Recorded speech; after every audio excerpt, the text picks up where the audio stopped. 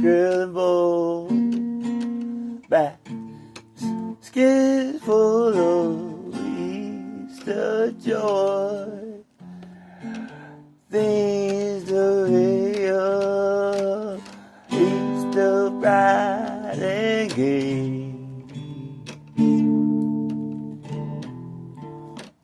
He's got jelly bean for Tommy, colorful East Sister Sue. There's it all before you, mommy, and Easter bunny too. Here comes Peter, Cottontail. I've been down the bunny trail. The happy Easter day.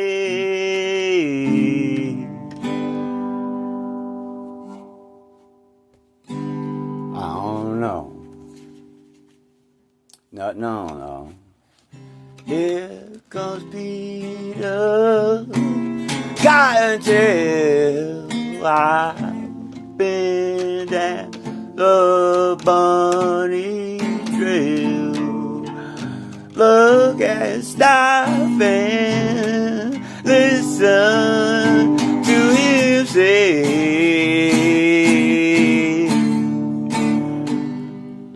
yeah,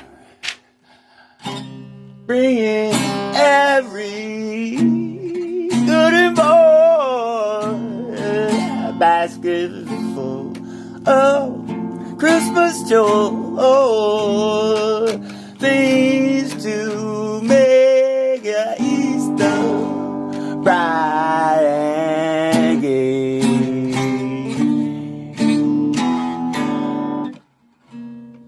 You wake up on Easter morning and you know that it was there when you find those chocolate bunnies that he hiding everywhere. Oh, here comes Peter Cottontail, hopping down the bunny trail. Hippity hoppity hoppy, it's the day.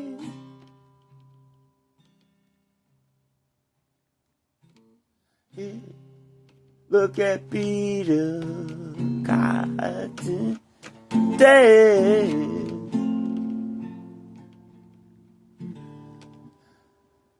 hopping down the bunny trail.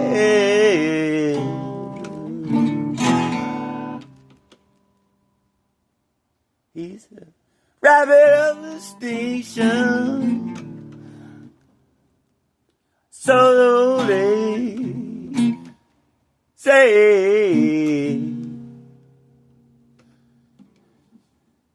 He's a king, oh, bunny land,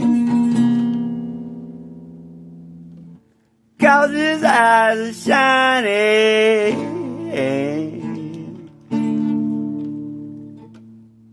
He can spy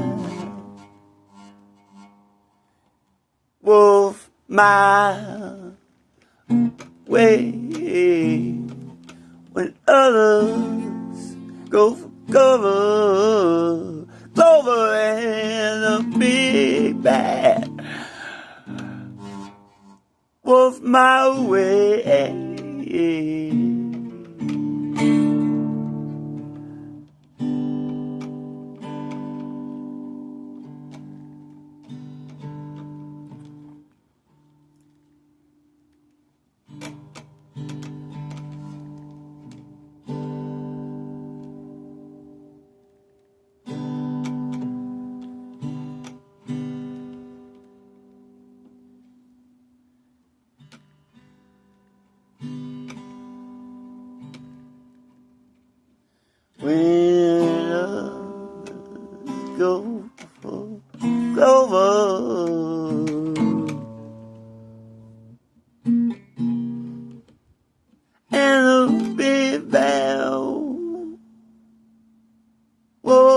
of a peace. He was watching over,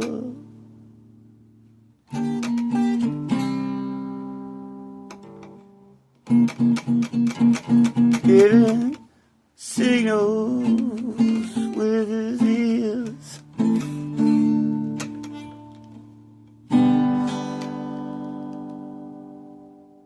And my folks in Rabbit Town feel so free when he's around. Peter's helping someone every day.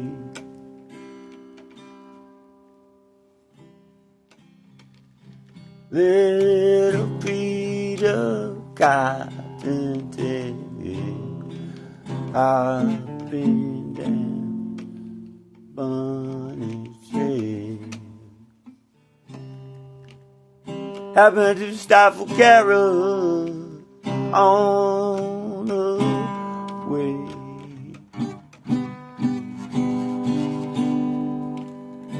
Something told him it was wrong.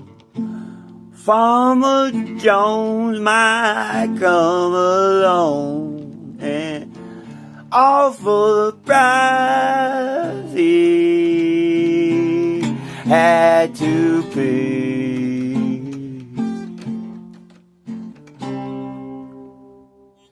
But he knew his legs were faster,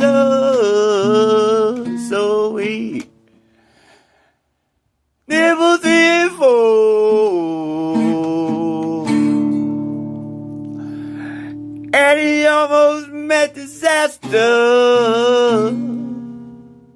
when he heard shotgun near. Oh, that's how Peter Cottontail hopping down the Bunny Trail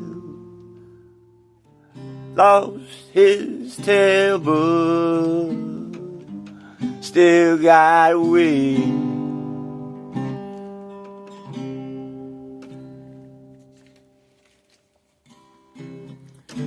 Here comes Peter Cottontail,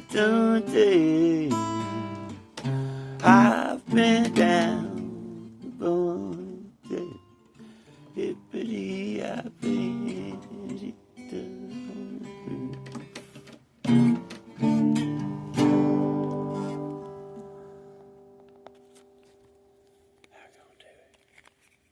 There's nothing on TV at all. It's alright.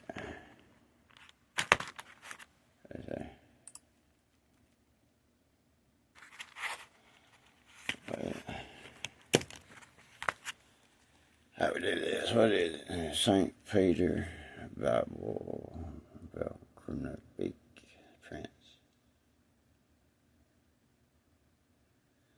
So St. Peter and the Prince. Bible in between them right there. Uh-oh, ain't that? Never mind. Oh.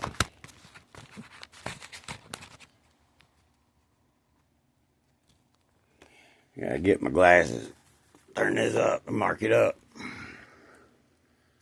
Oh. This is something to just memorize chords. It's kind of cool.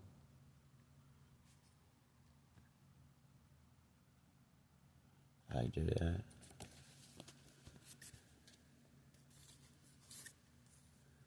Oh, A-C-D-E. What was that? Probably E flat. Yeah. But it's just a sign in different ones.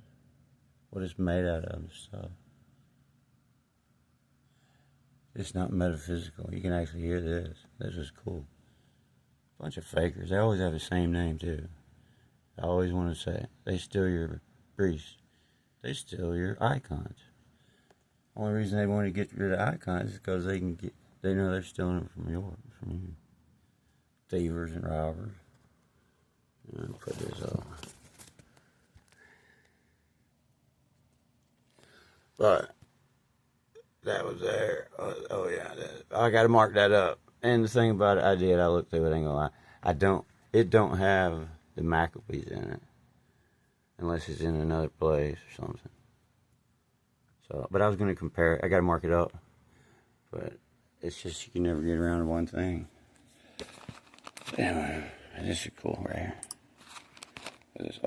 This is import exports. It's crazy where stuff had come from. We just looked for 30 years. It's kind of crazy. That's what it is. Import exports. It's kind of crazy where they come from and different stuff. Everything from sewing machine to seeds. And different stuff comes from different places, at different times. It's interesting, though.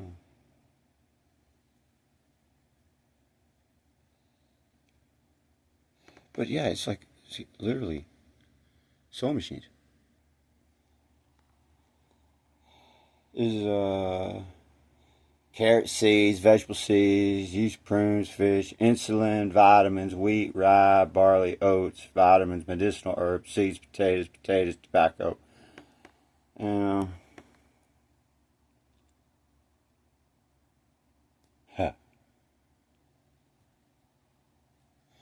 Bicycles, automobiles, all the way down to sodium sulfate and different types of aluminum chloride, potassium chloride stuff, hydrochloric acids, ethanol, alcohol, porcelain, different type of clay material, whether it's made manufactured, tiles, stuff, and even down to carrot seeds and these imitation rabbits, weeds, rubber, and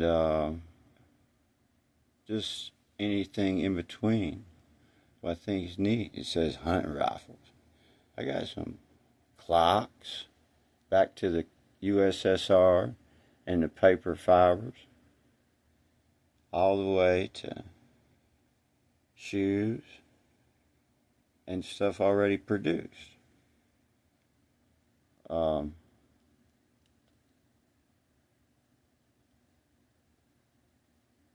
Harmonicas. Bring me some toys, baby. That's what we need right there. We need bulbs made. We can make them here. You get seeds, we can make them here. We got this bulbs. And mouth organs, harmonicas, toys from Italy. They're flooding the market with harmonica and toys from Italy.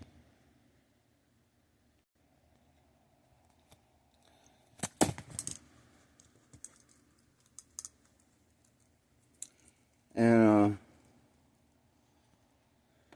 it says countries use, read, follow, low levels, detailing countries use, read, valid, low levels of something. Standards. Low level standard. Low to assess international literacy. The standards assess international literacy. And in a whole report, standards to assess international literacy.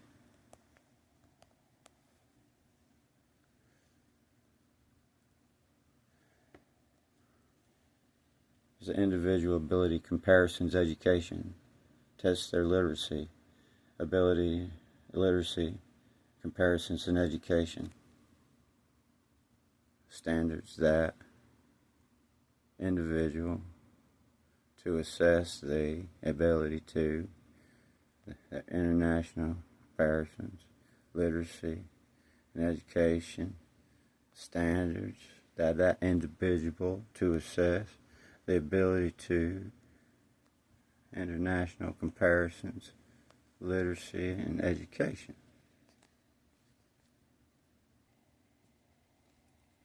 Severe but countries in crisis assistance, countries facing severe, countries in crisis assistance, countries facing some, I don't know, it's crazy. Facing.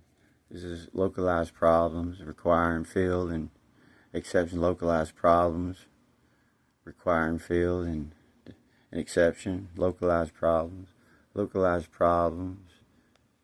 requiring external field and sending severity, an exception, shortfall, localized problems that requiring external to field descending severity, an exception, exceptional shortfall.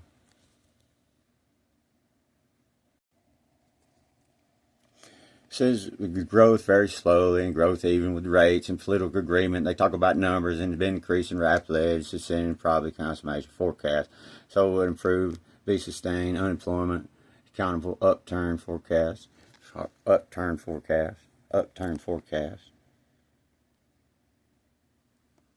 Political agreement.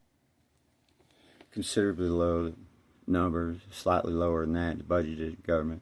Even the specific rates of change, rest 1/10 of a billion, should be regarded as individual. And they're going to tell you about forecasting.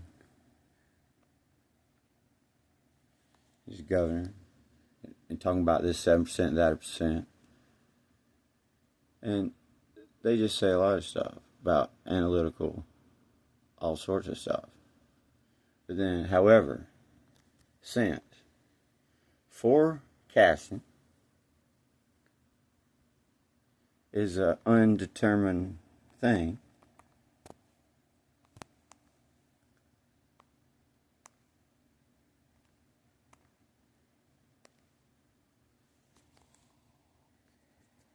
since forecasting is an unperfect thing, it should be regarded as indicative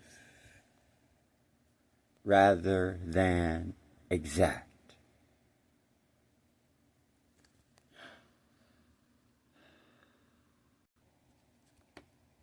And sometimes you just pull up old ones.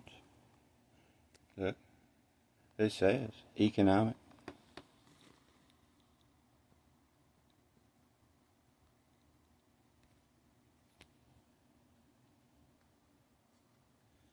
Document type crest, CIA records, just in the book. And what's not hard to get encrypted. It says subject of inflation. Says during the next 2 years, inflation will be the hydra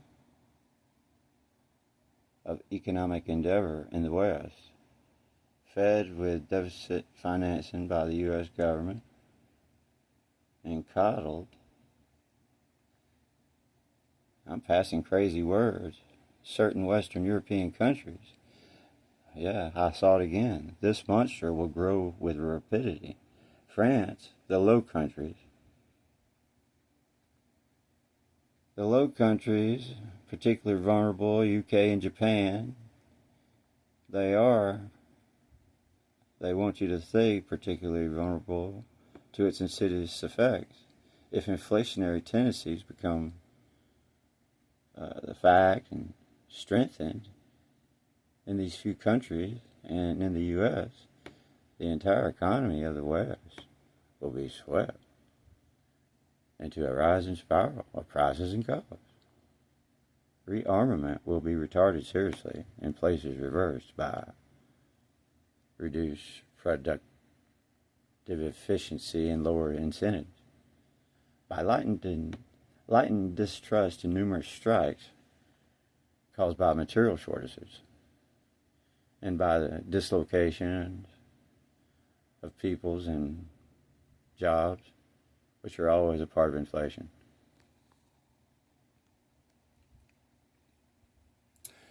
And here's cool by the product of a page. It says features.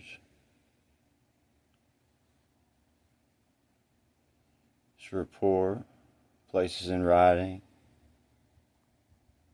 names in capital and lowercase, and features in Belgium. The entries include standard letters. This is by the Board of Geographic Names. The initial letter of each word should be capitalized. Names approved by the Board on Geographic Names. And the letter of each word should be capitalized except as follows: non-initial articles, prepositions, and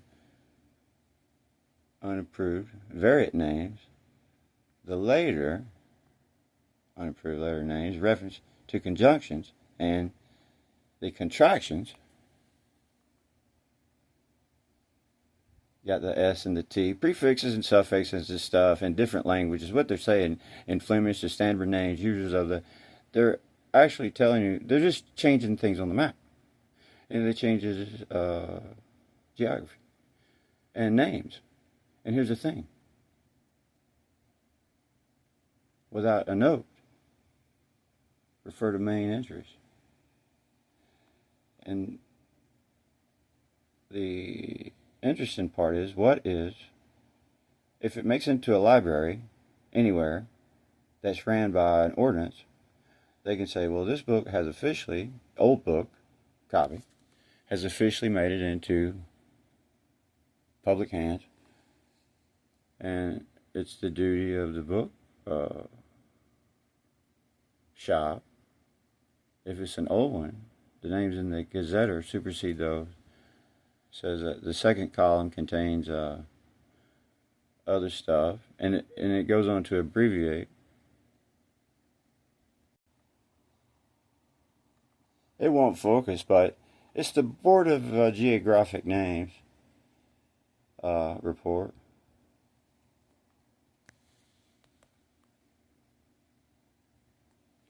It goes as extensive wasteland, usually more or less wet, having marsh, longitudes,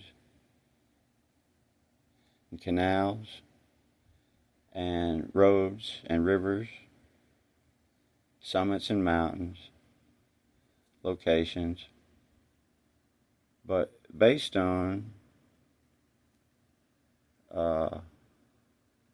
Greenwich. Coordinates were generally read. Small summit area to the nearest minute, and are for finding locations, political purposes, independent political purposes. Large-scale maps should be showing plateaus and geography, extensive elevations. But this map that's coming out, this one, they're changing words. So,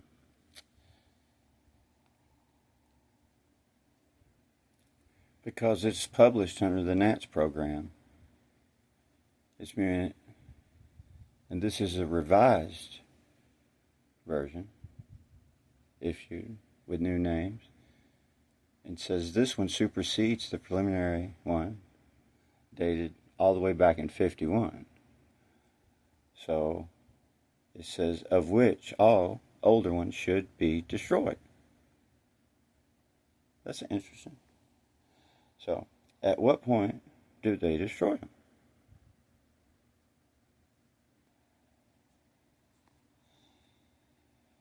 Because if this is by a new program, revised, it says revised version, according to the NATS program, it supersedes the older ones that was all the way back in 1951 of dikes and dams and roads and bridges and mountains and geography, and all the older ones of which should be destroyed. Anything older than the new one, because we got new classifications. Official names approved supersede all previous decisions on geographer names in this area. It says it also lists variants, and it's got 23,000 pages. But in other news, you got the Castle Fortress over there, right there. Beaufort Fort. It's kind of cool. on the hill, on Rocky Top.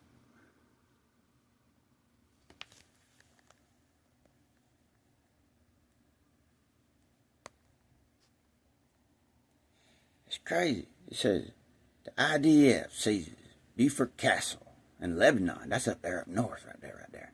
Hey, buddy, I'm gonna move them over here, and I'm gonna show you what's over here, right here too. It's coming around the mountain. What they're doing.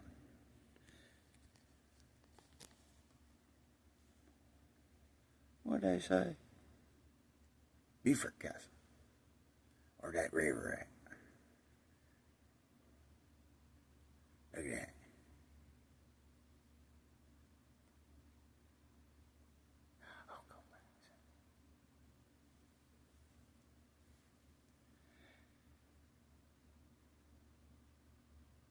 Airstrike. Moving on up. Expansion zone.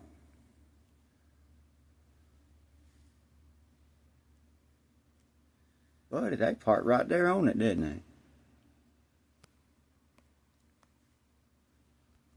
France requests UNSC emergency meetings. Francois. Hey, Napoleon, step back, man. Alexander.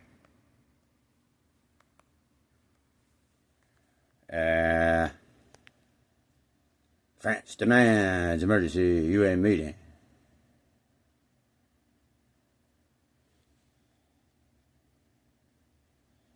Down at Beaufort Castle. France has requested emergency UN Security Council meeting on Monday to address the offensive. Macron said that nothing justifies the expansion of military operations. Oh, there's only one thing close to pissing off a Jew, and that's pissing off a France man. They find in Olympiads. So they said. You got to be ready, though. When you see something, you got to say, well, it's fake. You got to say it, too. You need to report all the way down, chain of command. It's like the evidence room. You got to know everything. Now, I know we don't know everything. Do your homework, folks.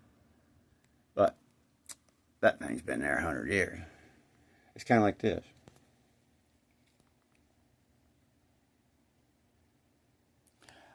We'll just get over with fast. We'll just get over fast. This right here. This is Greek right here. And this down here, it's like a skirts thing right here. They calling these women right here. They won't call them women. They be boys and girls and everything. They just fight like a son of a guns. That's Greek right there. Sir. They always find something. It says women also competed in gladiator. Oh, of course they did. And they got gold ribbons and all. I done told you that right there. But most people go out and get jealous and kill the women for playing the flute and jumping around, doing gymnastics, whatever is going, to do everything. Shoot bow and arrow around the 2nd century.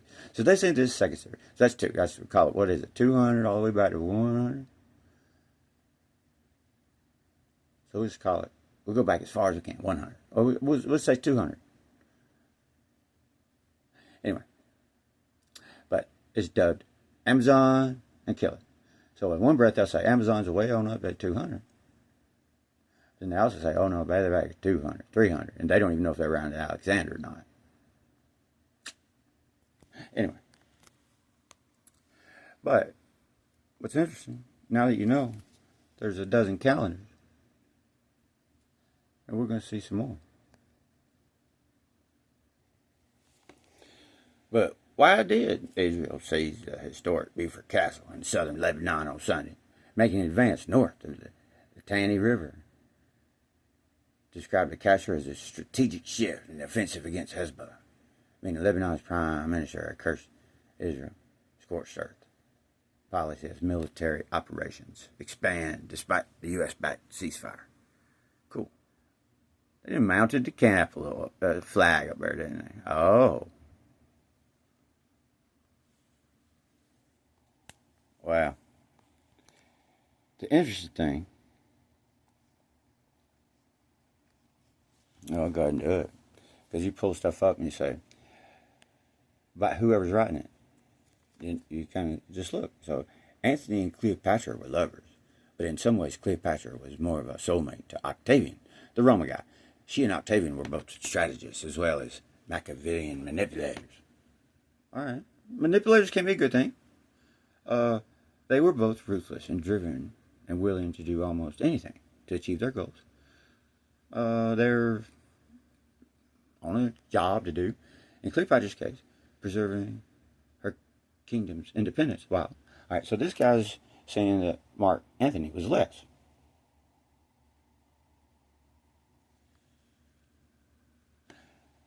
And not only of Cleopatra, but of Octavian.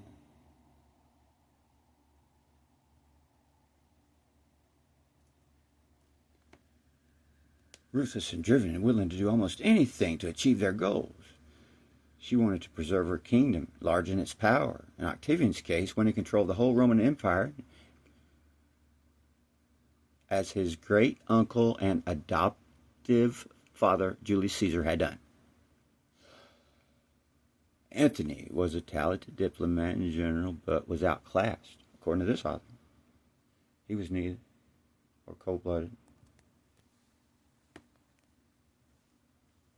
And that's this guy's answer. Not as intelligent as Octavian. But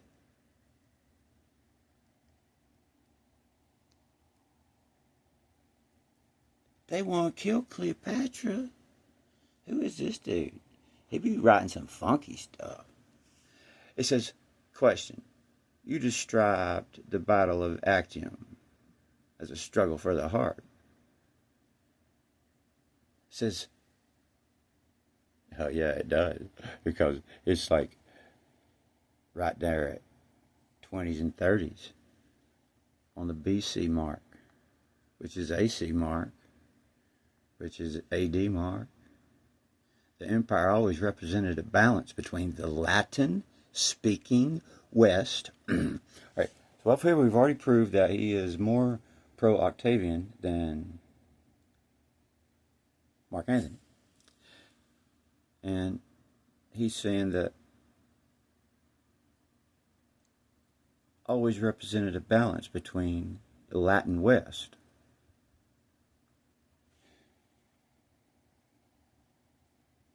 Is it even fair the Latin-speaking West?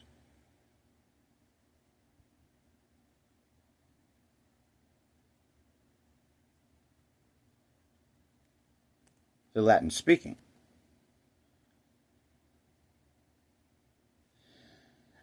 And the Greek-speaking East. If Antony and Cleopatra had won, there was rumors going around that she was going to move it to Alexandria from Rome. But was it even in Rome to begin with? Because they had that concentrated power. But anyway, this is what this guy's saying. The pendulum would have swung eastward. Eastward where? Seleucid? Eastern? It didn't turn even away until Rome moved in. Or these people up here in Rome that were supporting the lower one. It wasn't the same ones that the Greek were supporting.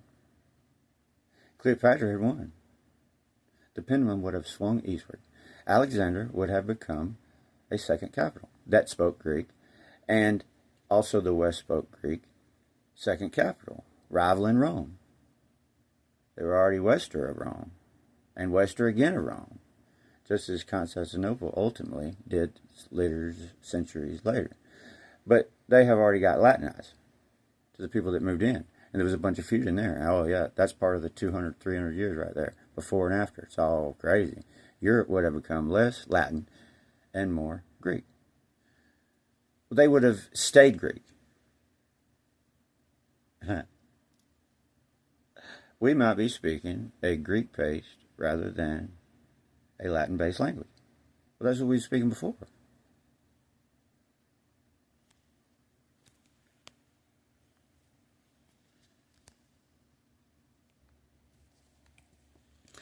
Because Cleopatra was already Greek. And they'll say that they're meanies, though. Yeah, they love to play a side. Everybody play a side. Just say it both ways, and then let the person decide. It says in 4C 40, Cleopatra gave birth to twins, Alexander and Helos.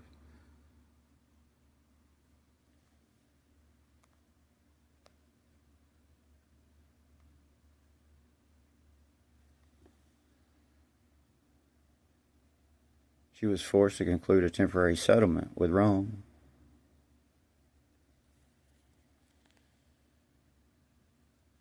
Cleopatra's financial support for different campaigns. And Antony was convinced that he and Octagon could never come to terms. With his marriage to Octavia, now in irrelevance, he returned to the east and reunited with Cleopatra. Antony needed Cleopatra's financial support and postponed the Parthian campaign. It's funny that Bactrian War, though, they just right there. But then they talk about Antony as one way. He needed Cleopatra's. So, and it says the interesting thing is Eastern's empire, Egypt, was Greek, including large portions of Syria and Lebanon, and even the rich balsam groves of Jericho.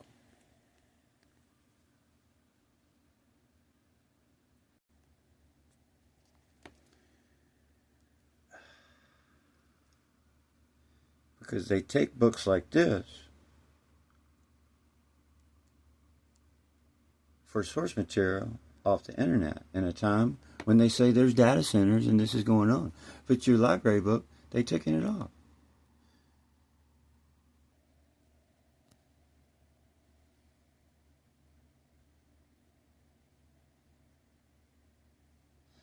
And if it's not online,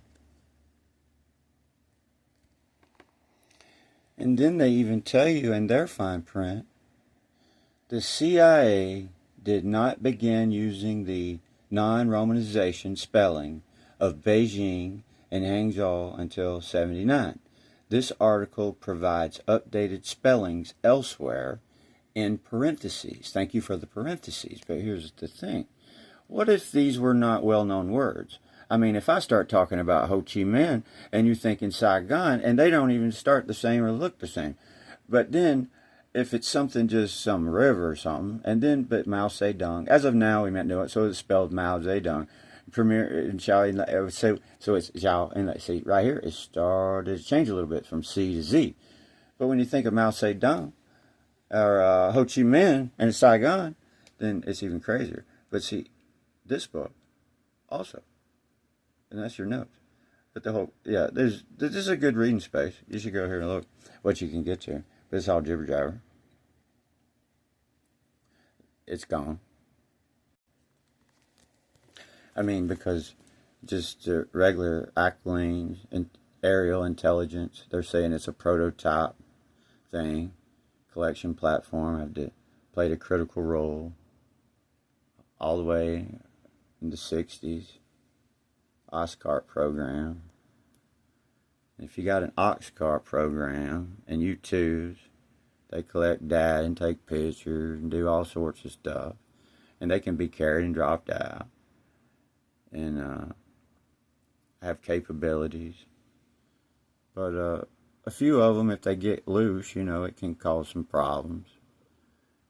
If you just drop a bunch out, and even pilot loss, such as downing of a U-2 flown by a person, Francis Power, in the 60s. But now they're just like, the drones are neat. And so it goes on to say, though, while it never became operational, the concept proved invaluable. I just like pictures, though.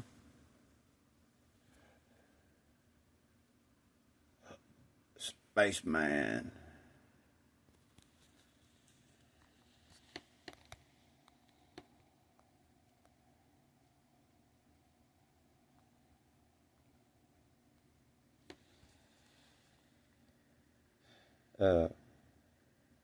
Republic of China Atlas, intelligence reports, and Peking, what's going on now, and variants around Peking, and the Shanghai intelligence report.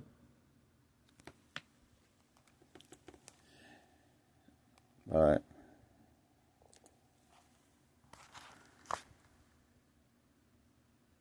oh, got to do that one. Yeah. Some are approved for release because when you go with your online and you hit a link for a source material, and this is what you get at a big institution.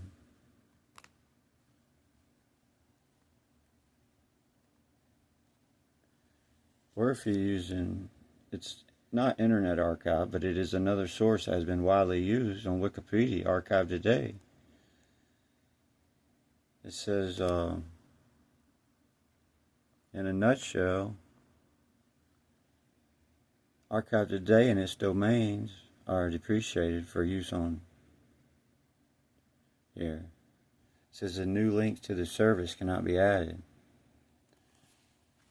They say that they accused them. This is just taken off. But even if it's linked to a page, the pages are gone a lot of times. This decision was agreed upon after a request for comment. Somebody wanted to get political, and 200 people signed it. They concluded in February 2026 and is due to multiple concerns, including the site using editors. Well, so does Wikipedia have to be in charge of the editing? Because they do, including the site using editors and readers' computers to run a denial of service attack and evidence that the website has tampered with some pages. Well, Wikipedia changes stuff, and you just use the whole website. There's source material for everything under the sun. In the needlework, sewing machine needles.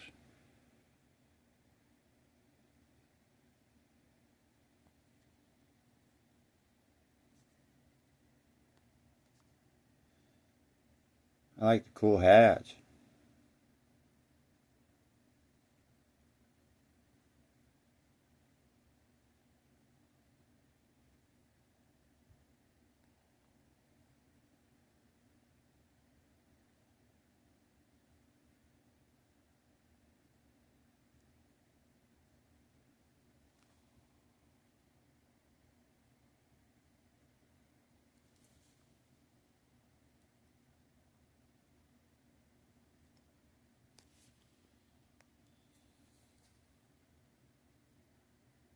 Yeah, Alexander coming in riding on elephants.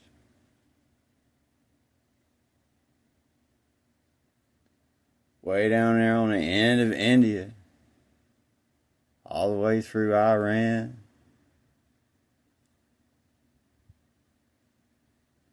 And, oh yeah, but Mark Anthony spoke Greek too. This is crazy.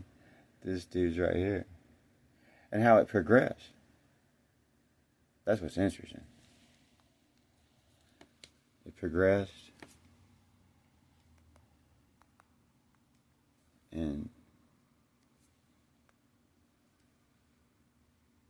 interpretation as well as the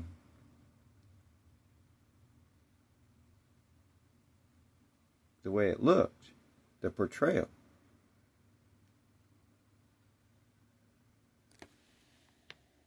And certainly it's understanding today.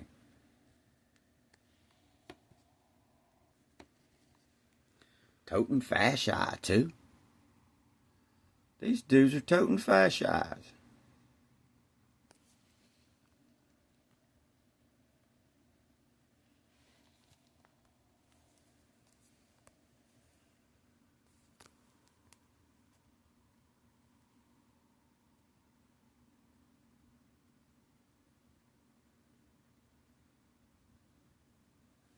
And when you say look Egyptian, well, what does that mean anyway? Egyptians, a lot of stuff. It's like Alexandria.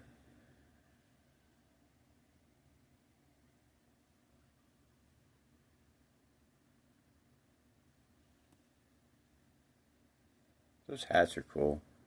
That trident's cool. That trident's real cool.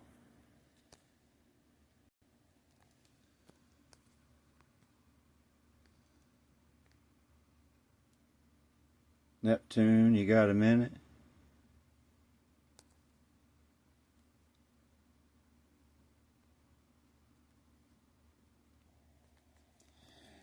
And then they'll come around with their metaphysical magic and they'll say, see, it's Egyptian. Okay, what does that mean? And then they'll say, see, it's a Shiva, half animal, crazy. I thought you said it was Egypt. That's like something that's like India thing. Well, it's kind of like that though.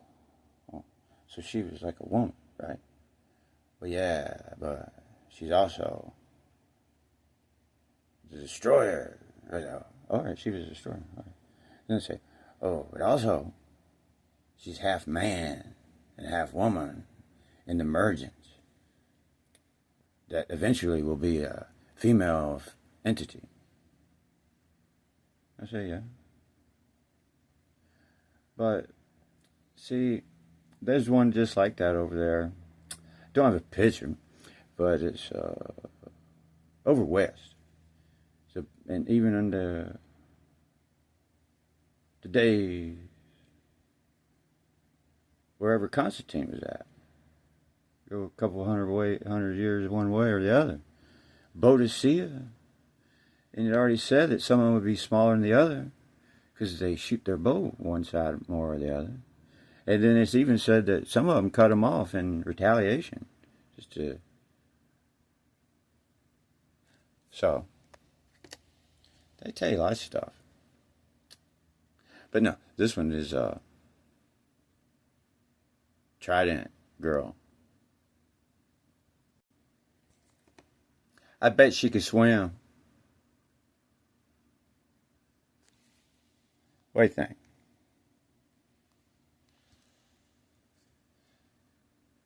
She'd probably swim in that hat.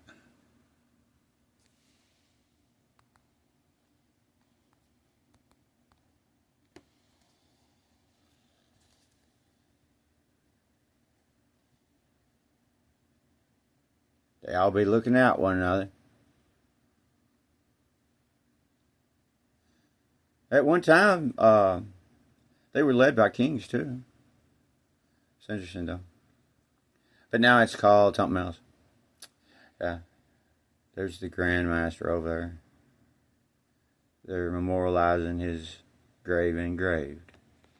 I like it.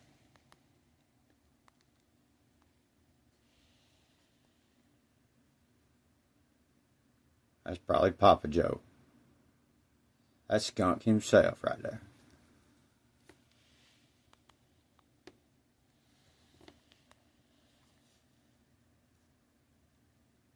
Skunk old boy. Yeah. You know what that is? Watch this. Click, take a pic of chick. Alright, here we go.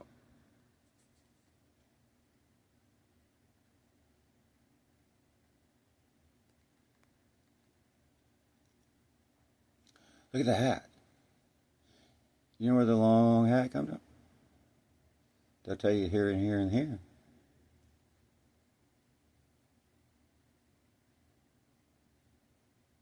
Where's the bow and arrow at? Oh, this though? Look.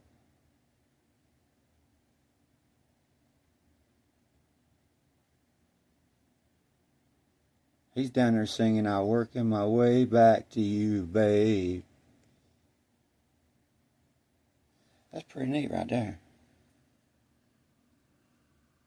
It's a maze. It's the labyrinth.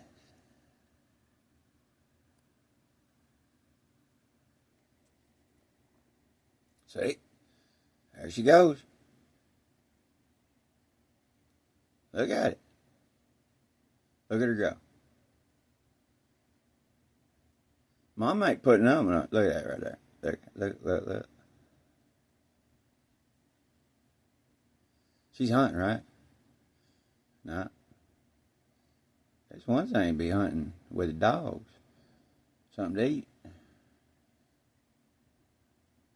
Big old pig. But this thing is confident. I'd be scared I'd shoot my dog. Yeah. That big. Wild boar right there going clack, clack, clack. Anyway, that's what she's doing. It says mechanic arts. For the purpose of forming a mace or war club, they would draw a piece of green hide over the stone and bring the edges of it down round the handle and lash it there by means of a thong of the same material, wound round about it in a closed spiral. The result was that the hide, in drying, would shrink, because it was green, and it would shrink up, and it would harden, and bind the stone in the firmest possible manner to the handle. By this means, a weapon of a very formidable character was produced. Military ornaments. The Indians displayed a great deal of skill in making ornaments of various kinds which decorate their chiefs when going to war. Ornaments were made of horns of animals, feathers of birds, porcupine quills, their long hair dyed in various brilliant colors. They particularly prized the feathers of the eagles for these decorations on account of the fierce and terrible courage of that bird, which they seemed to imagine imparted an expression of martial prowess to his plumes. For the same reason, the great warriors chose their clothing the skins of the fiercest and most formidable beasts of prey. A warrior dressed in full helmet, his spear, his headdress, his sleeves, and the borders of his garments, all adorned with feathers and fringes, hair dyed in the most gaudy colors, presented sometimes the most extraordinary spectacle. It is quite a remarkable fact that among the Indian tribes, prevailing fashion of the men to wear the finery. The women were all accustomed to dress in very plain. It is curious, observed too, that among the animals inferior to man, it is the male, usually, that monopolizes the gaudy decorations. Well, certainly.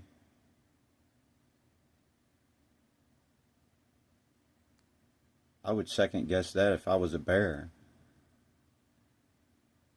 But you just walk up to him and pet him.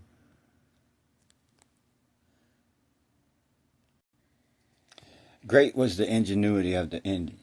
There's one old redhead who was so violent and lawless in his life and character, and was so great a robber and a murderer, according to some people. They feared him. He was feared by the whole country around him. He lived on an island in a lake, and he had a boat with which he used to communicate with the shore. Be careful burning the smoke signals in your boat out on a creek. He was so dreaded by the people in the country on account of his great strength and ferocity that even his name became a bugbear, and a great many designs were formed and plans laid for killing him. They said, "Oh, go get Bigfoot."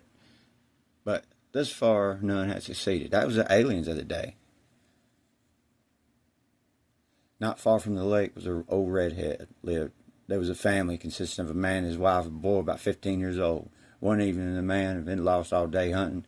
He came home to the lodge bringing a deer. He's very tired and very hungry, and his wife began to prepare the deer supper, and while she was doing the ass boy boy asked to go down a path through the woods of the river to bring up some water. But it was dark, and the boy said he did not like to go.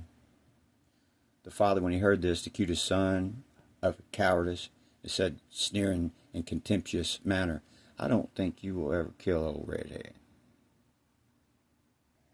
They all tell stories about him. They said, of course, for a handle by which the trophy could be borne in a conspicuous and triumphant manner. There were certain ceremonies to perform with the fresh scalps as soon as a party taken had reached home. By way of public recognition of them, warlike trophies, these ceremonies consisted of feastings, rejoicings. They had a party, accompanied with songs and dances, and they had imported from Italy noisemakers, toys and harmonicas. Such a bewailing and unearthly succession of sounds as they made could be called songs, or the horrid contortions and gesticulation dances. Well, they were having fun. They didn't speak your language. When these ceremonies completed, the scalps considered as duly consecrated. Those other people over there drinking out of their heads. Macedonian, were thenceforth preserved in great care and wigwam and worn along the person as badges of the highest distinction. They wearing scalps. I wonder if they dyed them red, white, and blue too. That's the only crayons I need. The Indians have been accursed treating their women as slaves. By somebody says something. They probably didn't fight like some of them did though. See, which people, whole people fight.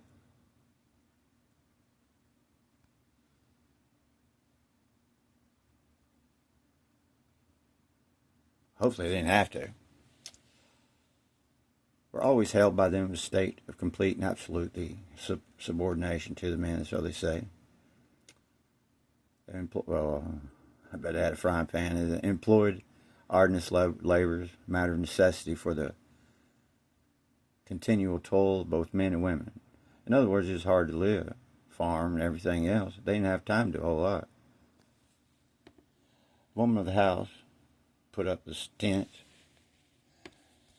steak, a dine, mats, clothing, make fuel, wood for the fire.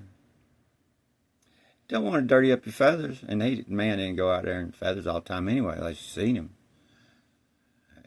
Got to scare off the bears.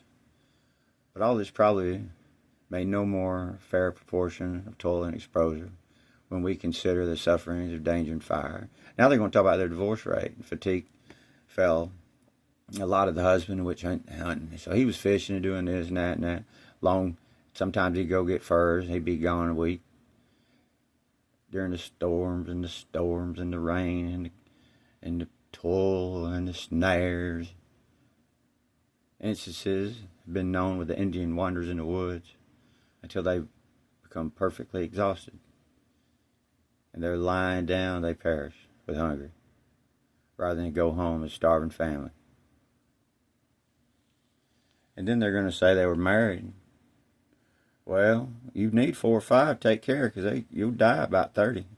Polygamy prevails to some extent on the Indian tribes, of course, since numbers were everywhere so clearly equal. This practice can never be carried to any very extent. Well, I don't know.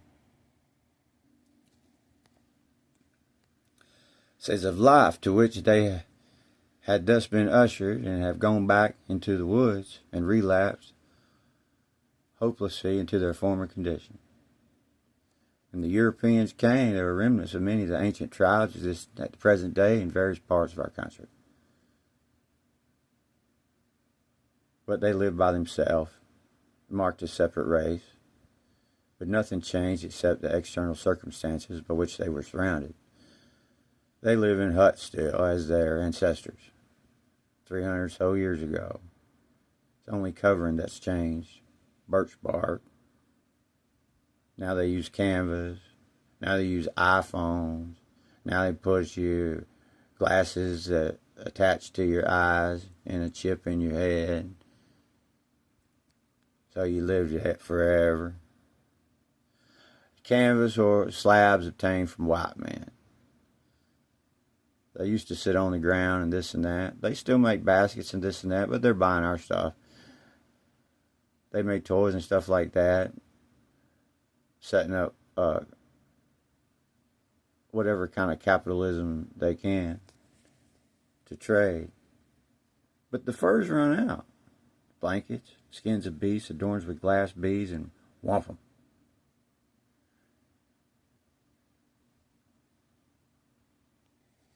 In that place, it's man's kitchen, where they are kindly entertained, and where they have every opportunity to observe the conveniences and the comforts of civilization affords.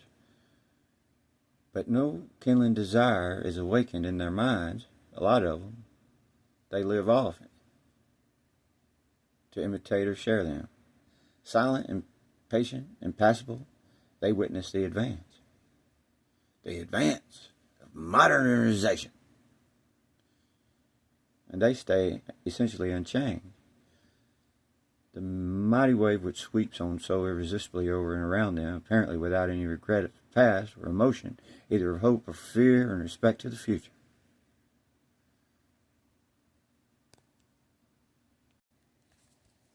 Lycia. Oh yeah, coins of Lycia, extant, emperors of Augustus, Domitian, and Nerva, having on the A verse letters, which as well as the lira, common coins, Lycian cities. There can be no doubt, therefore, as to the attribution of the two following. They were struck probably at Patara. Lycias.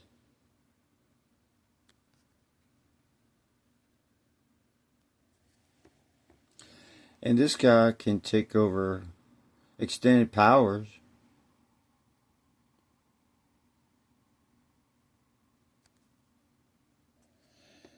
And cut off the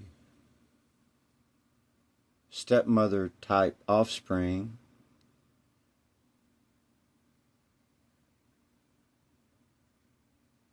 with Diana versus the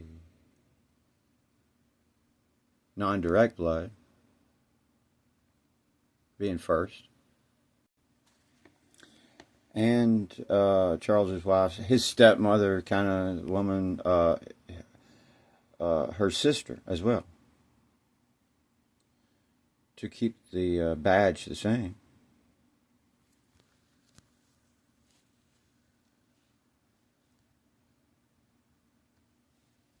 Yeah, you need your gesture back. Because it's the Minotaur's labyrinth.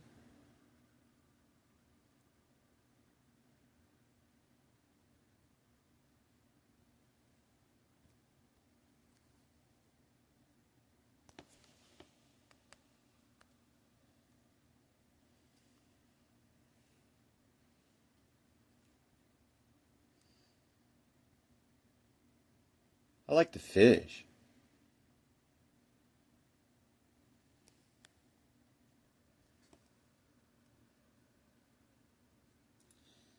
There's a snout on the pig. Holding it by the snout.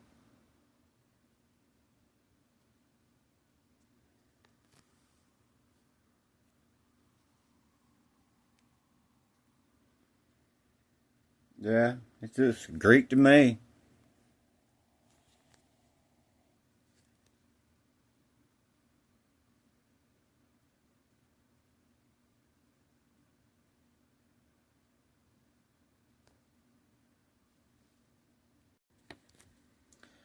I mean, it's just a labyrinth.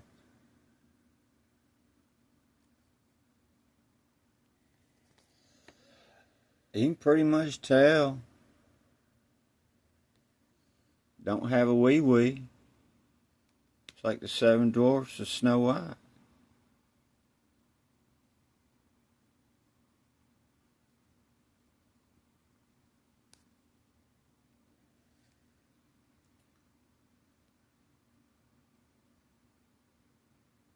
Cute little buggers, all of them.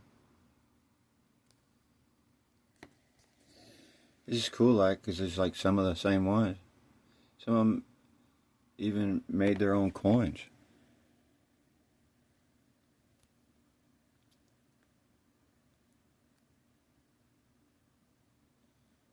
The defacing. and the riding on the whales, the dolphins. Here's your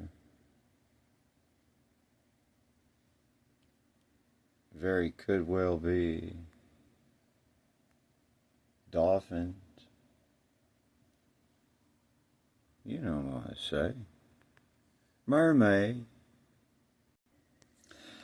I think the thing to remember, though, is that with the owl, it was Greek. And there was a short period where Rome was friendly. But interpretations that later became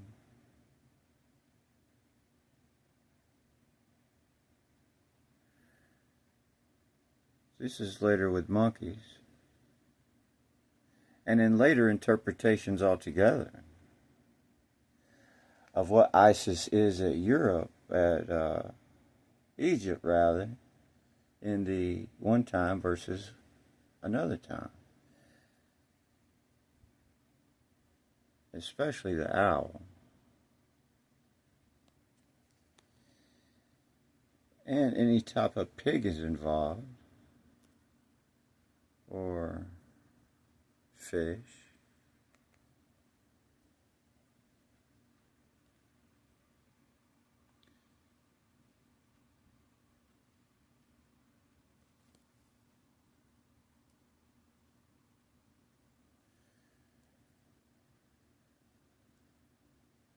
I like the tridents.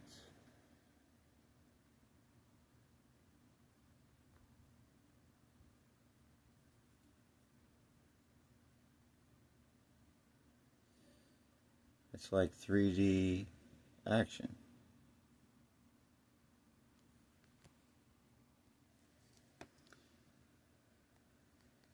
It's like a fish.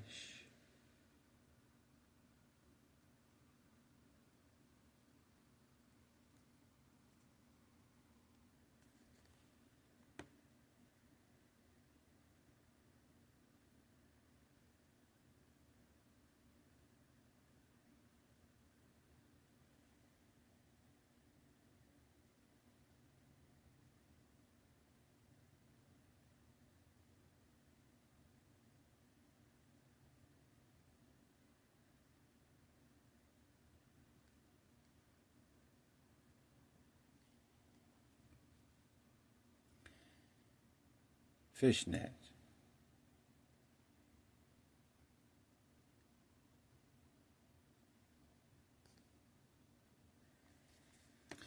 It's the world's largest ship and statue.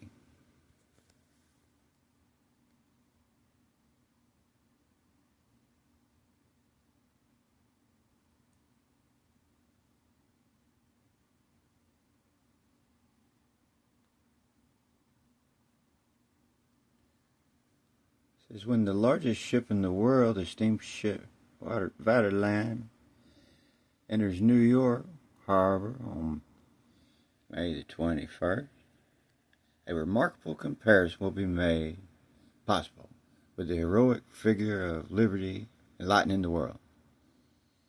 If the largest statue in the world were set down on the deck of a great liner, a torch, upraised arms would be below the American flag at the main mast.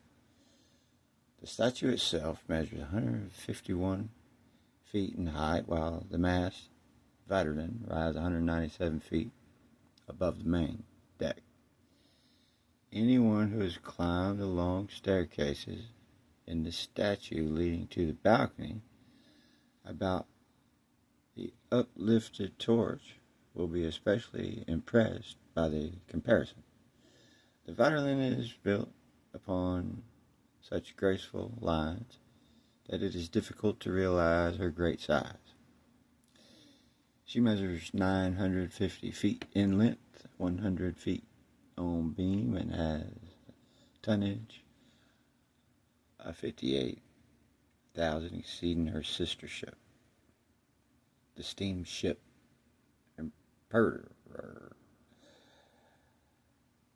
in all dimensions.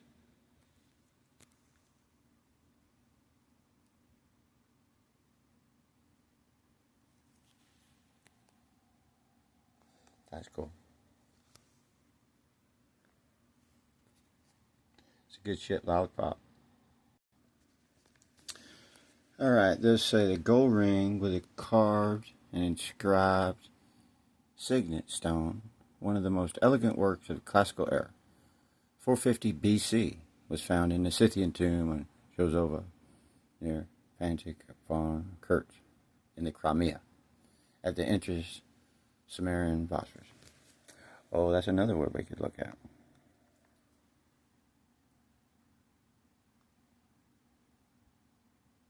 Oh,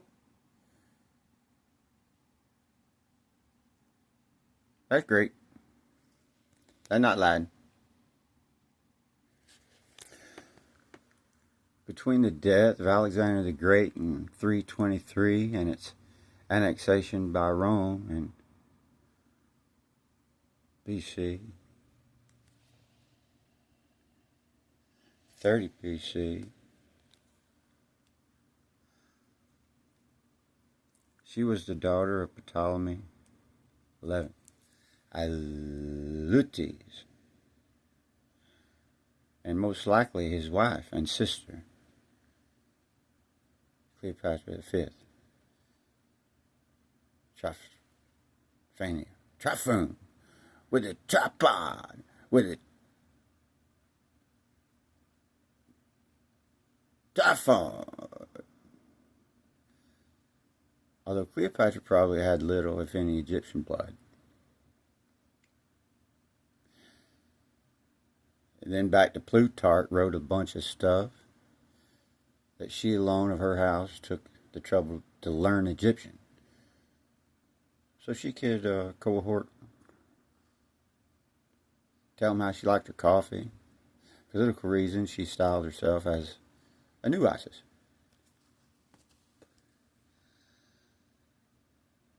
She's trying to fit in anywhere she get in, right? Title that distinguished her from the earlier Potomac Queen, Cleopatra III. And still different than some Egyptians, who would also claim to be living embodiment of the Isis. When Ptolemy the 11th died in 51 BC, the throne passing to the young son. Well, one of them, they have to go way east and get one too. This is crazy. That's some crazy stories. Here's it. And daughter Cleopatra VII, Ptolemy the 13th. So it's written. It's likely but not proven that married son after their father's death. The 18-year-old Cleopatra, older than her brother by about 8 years, became the dominant ruler. Evidence shows that the first decree in which Ptolemy's name precedes Cleopatra's was in 50 BC. Cleopatra's name came first. Soon after, Cleopatra was forced to flee to Syria. They say one of them left. It's funny, if they tell one and one the other, then they won't know, and they just mess up. These sons of guns ain't Lord nobody, some of them. But between the death of Alexander the Great and its annexation by Rome in 30 BC, she was the daughter of Ptolemy VII, Alutes. The daughter of Alutes, though, is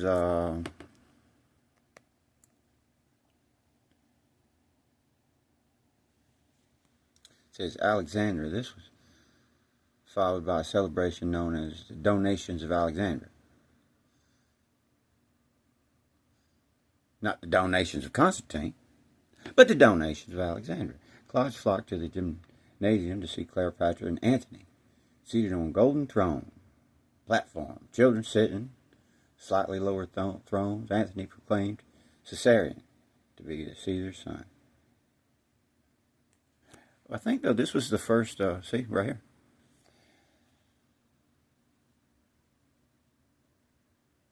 Alutes. This is the first wife. This name. Alexander Right. Philip II. Alexander, this was followed by celebrations known as the donations of Alexandria. Large flocked.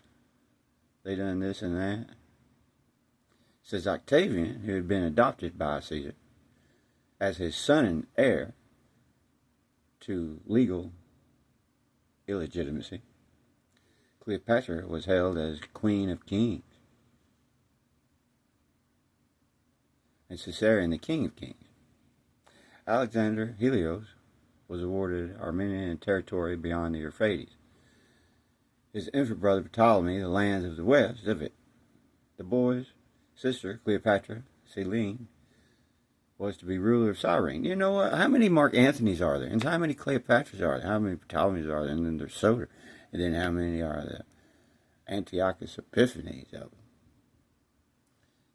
How many Seleucids are there? When they go east to Syria and turning Persia turns into something else. It's already started something in China. Buddha changed. It was clear to Octavian watching from Rome that Antony intended his extended family to rule the civilized world. It was clear to Octavian that he wasn't going to bow, not Mr. Antony, watching from Rome. But he wasn't coming invading you, was he? Antony intended his extended family to rule the civilized world. A propaganda war erupted. Octavian sees Antony's will for what he claimed to be Antony's will over there at the temple. You know what they say? They say they were crazy. They left a crazy lifestyle and they were just yada yada yada in one breath on one side of the mouth. But then they add stuff like this and make you think, what?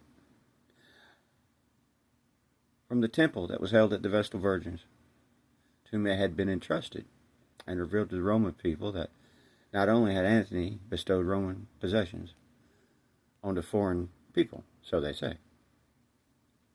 In other words, they called it Octavian, Rome. Rome. And see, if Cleopatra and Antony were so bad, why on earth would these people have them? These are the honoraries. But some people lie to you, because they just want to lie, liars. Makes you feel better, though. That's what they do. Vesta, in the Roman, well, first of all, it's Greek. All right, first of all, let's just get that right there. All right. And goddess of the hearth. Identified with the Greek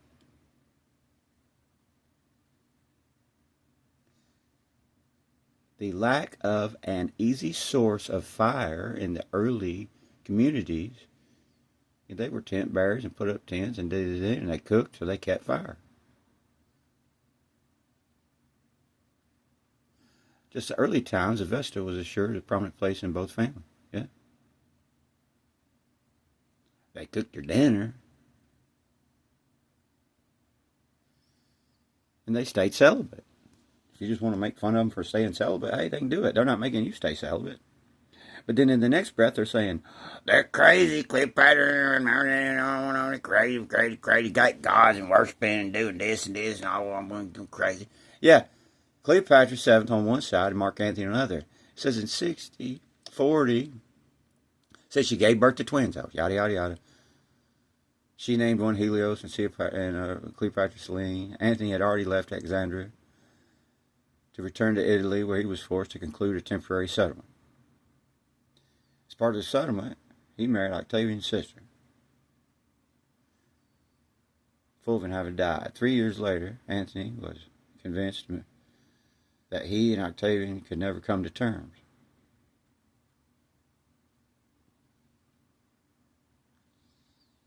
Egypt's eastern empire, including large portions of Syria and Lebanon, and even the rich balsam groves of Jericho.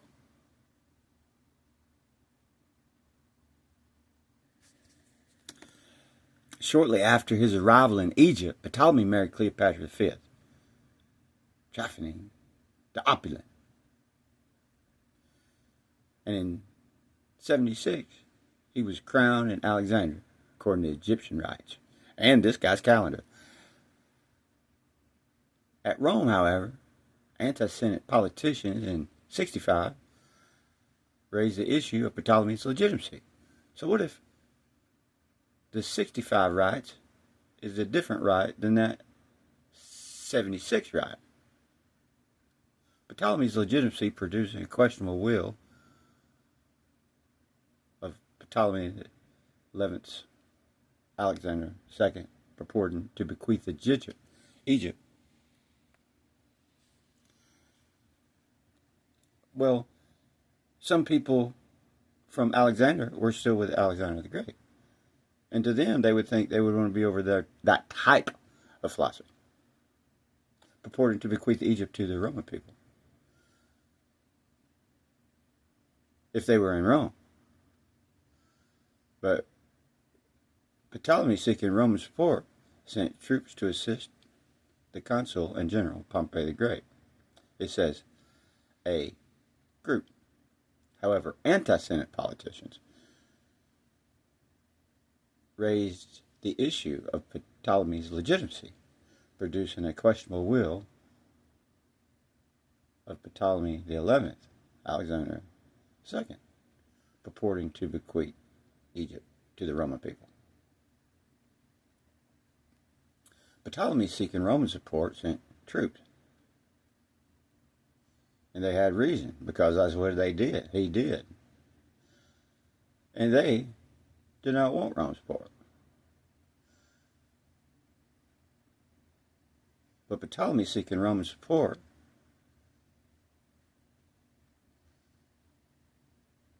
because it was their will to send troops to assist the consul and general Pompey the Great in Palestine. In other words, they had interest in Palestine, and they hoped that Rome, the particular Rome, would be okay. You know, later on, what they tell you, you know, you got they call it the place with the 4 emperors of Rome or whatever, but it's in the, they say BC, all right, whatever, and in 80. And when Cicero, representing Pompey's interest, persuaded the Senate to oppose Roman annexation. And we've already read, a lot of times the Greeks, they didn't have a centralized thing. And the first thing Rome does right here is go get the Mint. Senate to oppose Roman annexation, facing serious opposition from the people of Alexandria, and still unsure of his status at Rome. Ptolemy bribed Julius Caesar. How many Caesars were there? One of the Roman consuls, for like Fort Bragg. Oh, now we renamed it Fort Bragg, but all right, let me go back in the history and see it won't even be the same one. Roman consuls for the year 59 with 6,000 talents, in return for which Caesar passed a law acknowledging his kingship. Rome, nevertheless, divested Egypt of Cyprus. In other words, Rome moved over there to Cyprus. Now, they say that Rome moved to Cyprus. And they also say, when you get down there, after Hyrcanus, you got Alexander, Johanna, and then he went over there with the Kypros War, went over there and overthrew Cyprus again.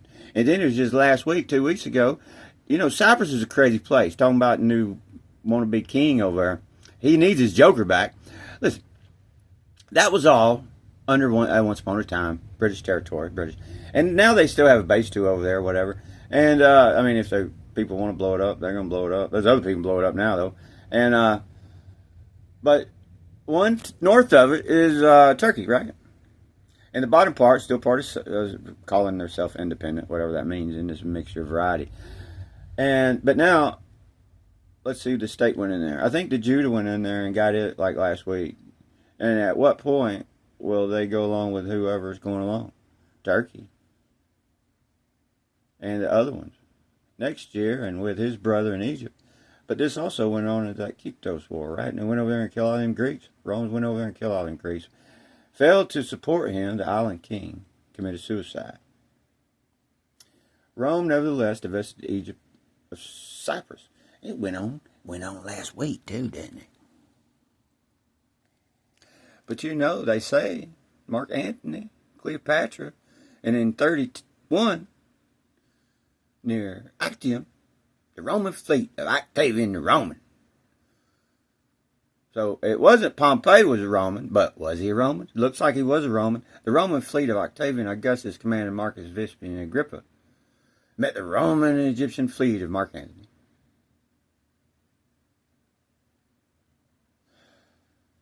Says who? This was the Greek Egyptian of Mark Antony that hoped Pompey would help. But the other Roman fleet of Octavian was doing something else with Agrippa. Look at that name, Agrippa. It's right there in front of him. Antony, part of which was under the authority of Cleopatra. That was getting played every which way but loose. Rode hard and put up drive. At a decisive moment, Cleopatra withdrew from the battle.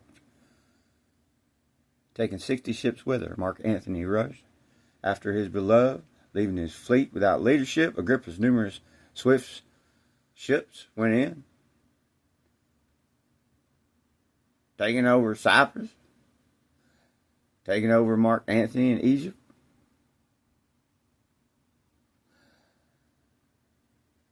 But Alexander the Great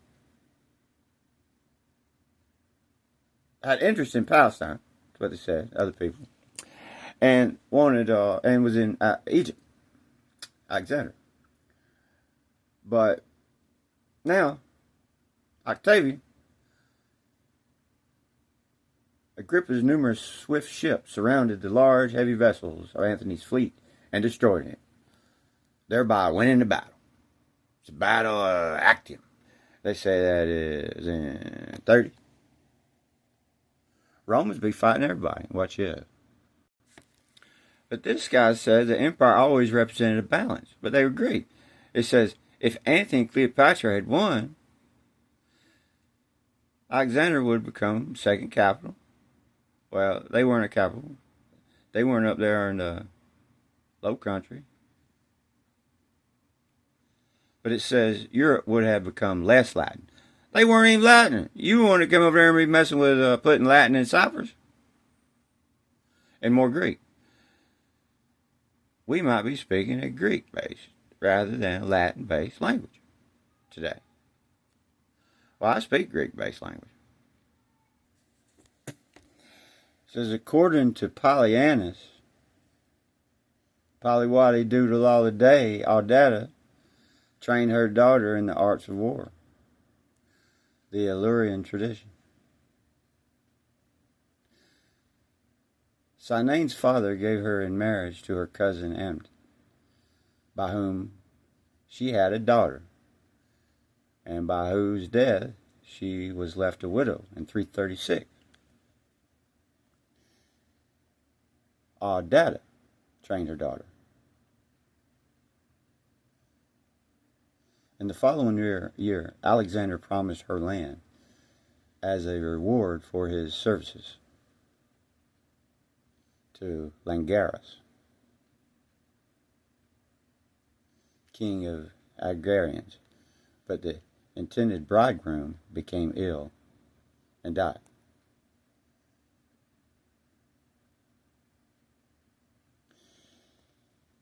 Because Sinane was Alexander the Great's sister. But she was older than him by a different mother. And she actually had a husband. And what's interesting is when Alexander came to power,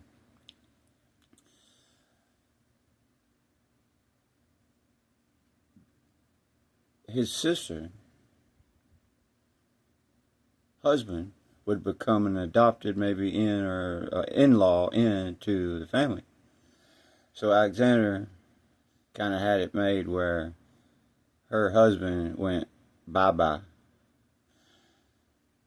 And Alexander promised her hand as a reward for his services to Langaris, king of the Agrarians. Alexander was going to make an ally with this guy and thought, I'll marry my sister off to her and have a royal. You see, she was older than him.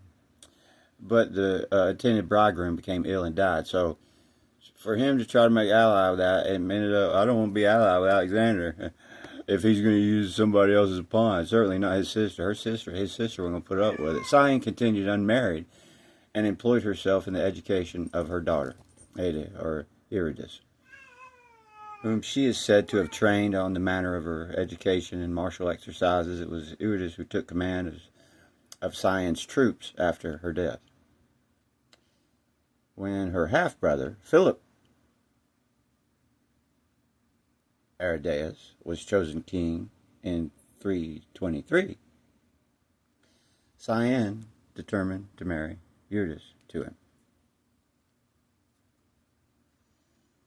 and crossed over to Asia accordingly. So she stayed unmarried and raised her daughter, which might even have been or younger, because this lady, Alexander's sister, was much older, so Alexander's sister could have had children. So Alexander killed his uncle. And he had a cousin that was in line too, but being a girl, but Alexander had it. And his cousin was married off to another king. So there was at least two kings, another king ruling with Alexander. Out of all royal Macedonian women in the Hellenistic period, Cyanne was one of only 3 to fight on the front lines. She's an engineer. Curdy claims that Cyanne killed the Illyrian queen in battle, and is in fact one of the only women recorded to have killed an enemy in battle. According to this guy, this says according to that guy, that's like 3 levels of hearsay down. She also defeated an army of the now dead Alexander the Great when facing, so she held her cousin back, and she held her brother back, brother of Perdiccas.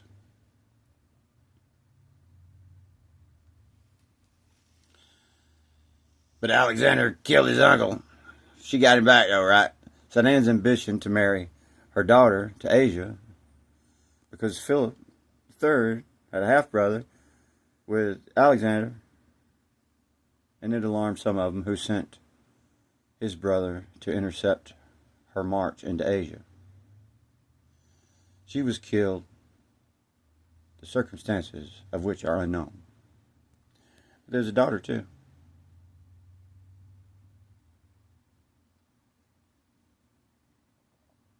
Idea.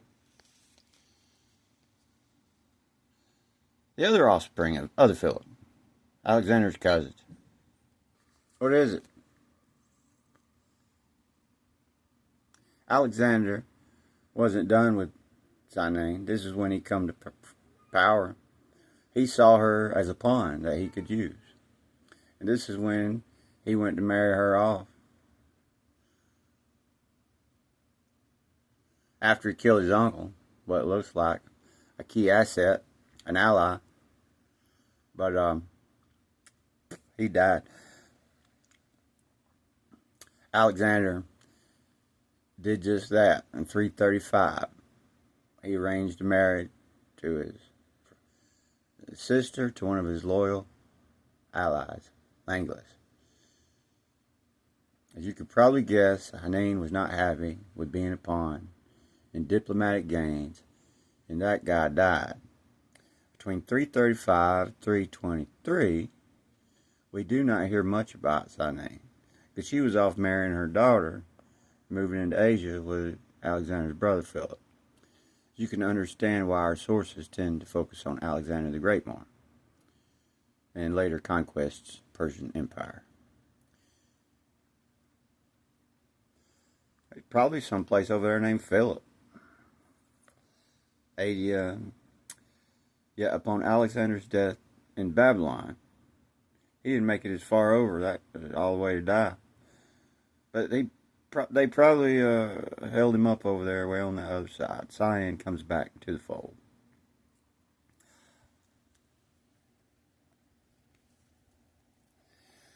So this shocked the Macedonian troops accompanying him, for whom murdering a daughter of Philip II was a profound violation of their loyalties.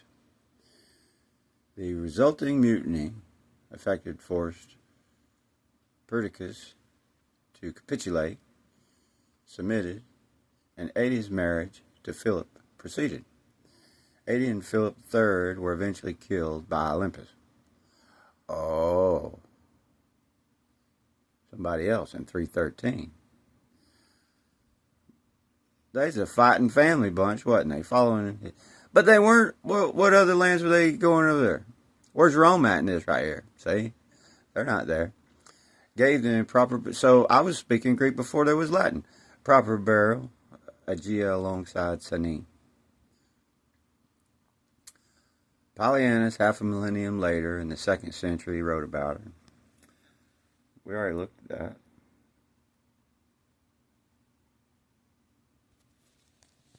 Something like that. Then with that, Philip III on the way anyway, and the other daughter, his generals parceling out his dominions among themselves, she crossed the Strymon, forcing her way in the face of Antipater, who disputed her passage. Peter, Antipater. Antipater disputed over it. She then passed the Hellespont to meet the Macedonian army. When Alcestis, with a powerful force, advanced to give her battle, the Macedonians at first paused at the sight of Philip's daughter and the sister of Alexander, while after approaching Halicarnassus with ingratitude, undaunted at the number of his forces and his formidable preparations for battle, she bravely engaged them, resolved upon a glorious death, rather than stripped of her dominions, accept a private life unworthy of the daughter of Philip. Yeah, she lived happily ever after. If it's a glorious death. Because as soon as they saw it was Philip and Alexander, they didn't mind.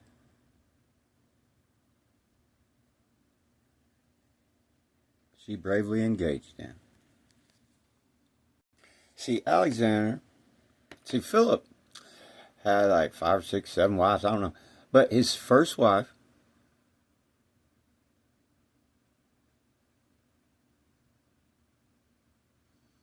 and his first child was this Sine.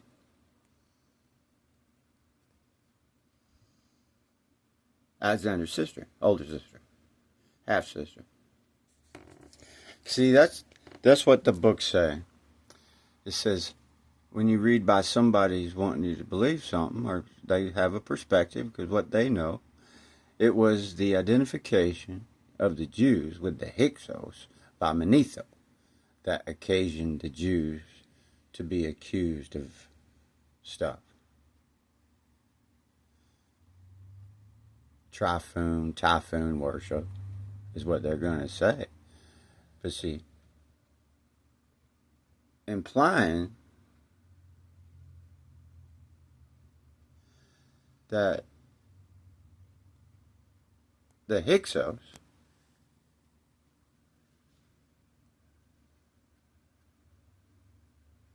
were responsible for that, according to this almanac.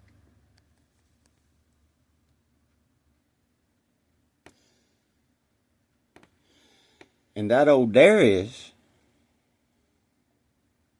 Cotomanus. Darius Cotomanus. Here's another one of those almanacs.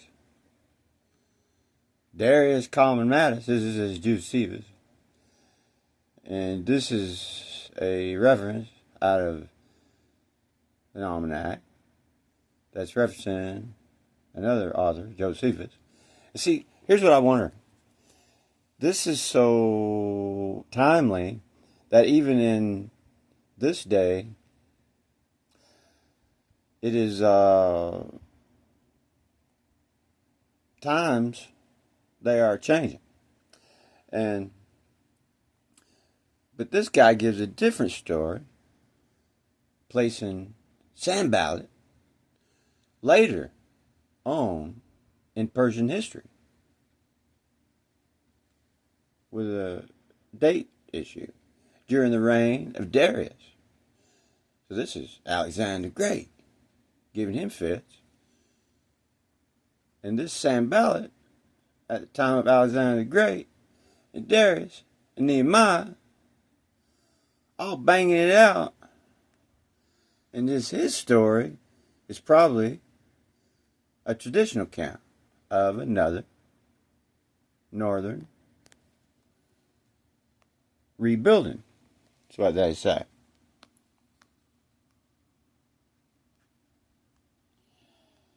But being at this time, would he not know what's going on? He means a later time.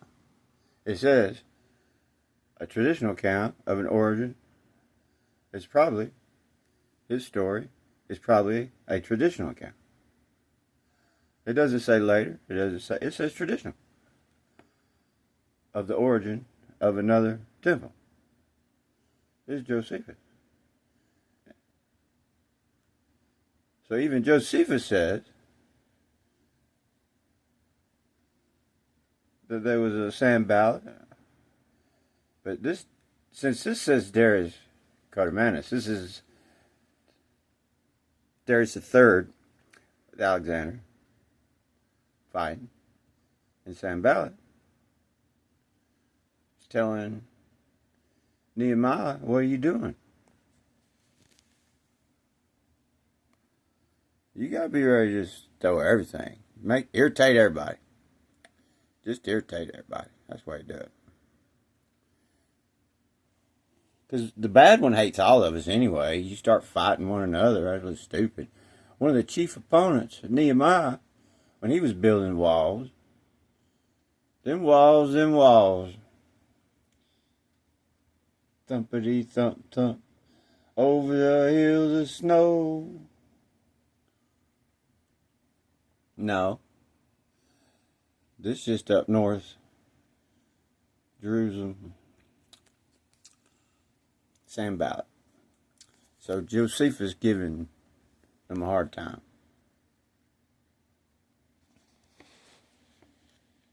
From whence they went up from the court of the women 15 steps. There were 15 steps, says Josephus, ascending from the partition wall of the woman to the greater gate. Concerning these steps, the Talmudist, relating the custom of the dance just now mentioned, speaks thus. The religious men and the men of good works, holding torches in their hands, dance and sing. The Levites with the harps and lyres and cymbals, and other musical instruments, stood upon the 15 steps, going down out of the court of Israel into the women's court, singing according to the number of the 15 psalms or degrees. The east gate, or court of Israel, was called the gate of Nicanor. All the gates were changed to be of gold, except the gate of Nicanor, because concerning that a miracle was shown. Others say because the brass of it did exceedingly shine. It looked gold. In the gate of Nicanor, there made the suspected wife drink the bitter waters. They purified the woman after childbirth and the leper. The bitter waters of the miracle done about the folding doors at this gate. See these and these. And another reason of the name and the words in the book of Josephus Buergher, it is said that the gate of Nicanor was so called because a miracle was shown there. Namely, of the miracle done, that there they slew Nicanor, a captain of the Grecians, in the days of the Asmoneans, which may also be seen in the end of the 2nd chapter of tract 10th. The history alleged to us Nicanor was one of the captains of the Greeks, and every day he wagged his hand to the other ones. They said, "Oh, when will be in my power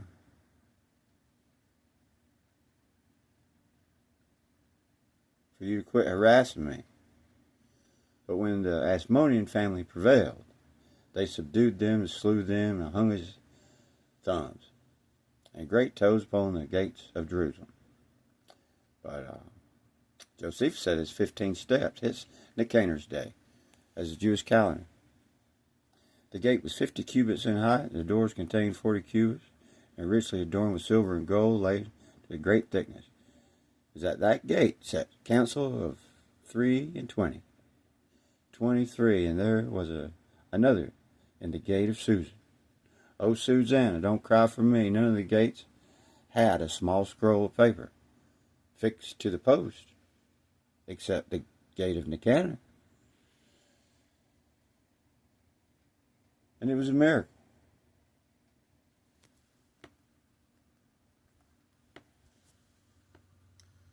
From that day, the court of the women 15 steps. There were 15 steps, says Josephus, ascending from the partition called of the woman to the greater gate. Concerning these steps, the Talmudists proclaim relating to the customs of the dances, singing to their degrees. The east gate of the court of Israel was called the gate of Nicanor. All the gates were changed to be of gold, except the gate of Nicanor. It was the women's gate.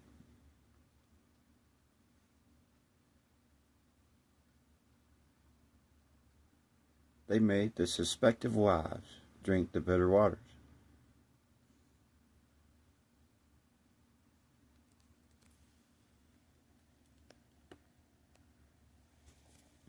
The court of the Gentiles compassed the temple and the courts on every side. The same also did Shell and Antamira.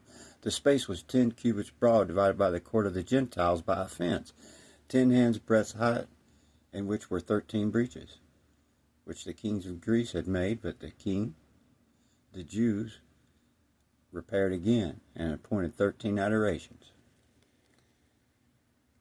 Maimonides writes, inwards, from the court of the Gentiles was a fence. They encompassed on every side 10 hands breadth in height, and within the fence an antemural, of which is said in the Lamentations, and he calls shell on the wall to lament. Josephus writes in the second circuit was gone up but a few steps.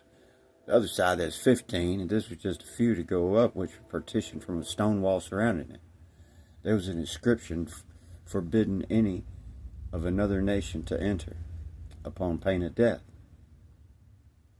Enter at your own risk. Hence happened that danger to Paul because of Trophimus the Ephesian.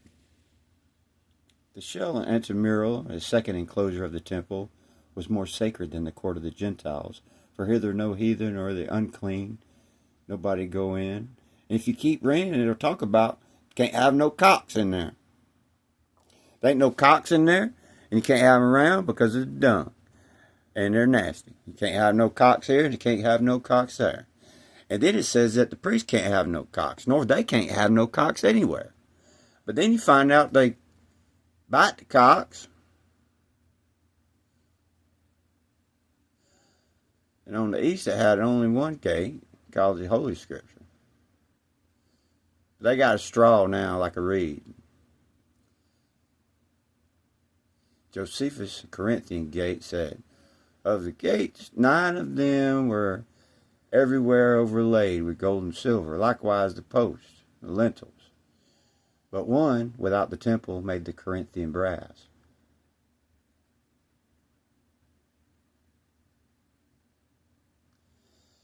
On the south was only one gate, and one on the north, and the galleries and court walks within, and they were joining, and there was 13 and 14 and 15 and 16. And there's 13 chests called by the Talmudists Shop-Harath, the Walmart of shopping, in which was put the money offered for the various services of the temple. And there was chests of various sizes, of various colors, and various titles written on them. One was inscribed, the new shekels, into which were cast the shekels of the year. And if they bought over here, then they'd bring them over here, and they bring them over here. They get mixed around. They found them up there in boxes. Last year, another pigeon and turtle upon another. You know, Dad, he let them off the train and let them off to other places. They had people flew carrier pigeons. Still do. Upon another gold for the propitiation, 6 chests had written on them, voluntary sacrifice. The length of the women's court was 135 cubits, and the breadth 135 cubits.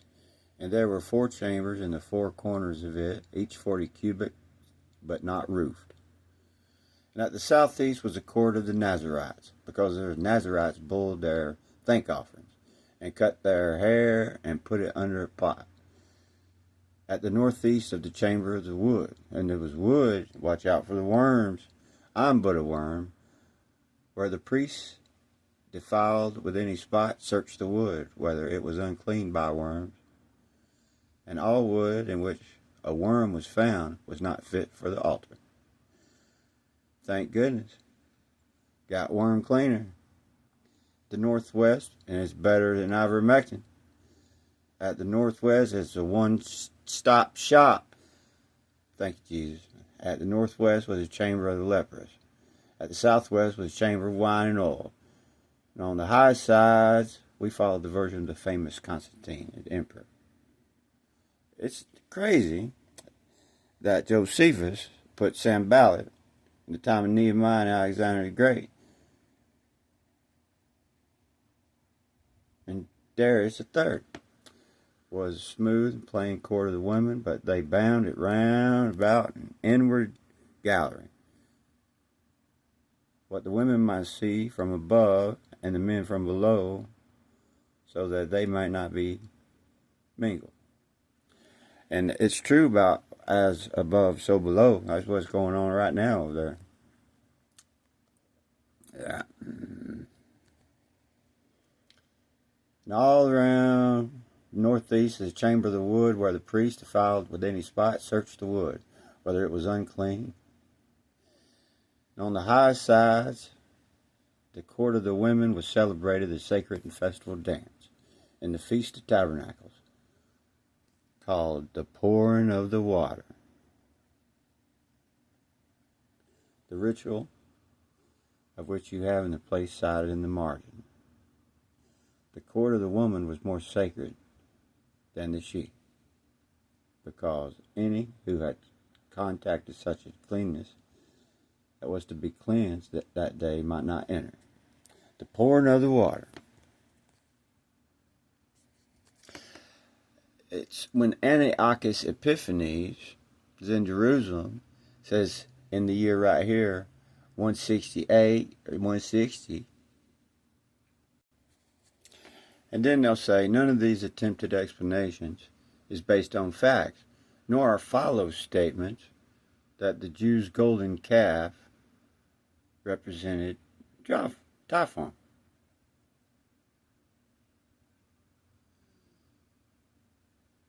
And in connection of some cult of Seth Tryphon. So now all the Tryphonites were crazy, but they're saying they say it was known, rumored again, just like it was rumored that if Anthony and Cleopatra would have won or something, that they would have made Alexander something other than what it has already been being.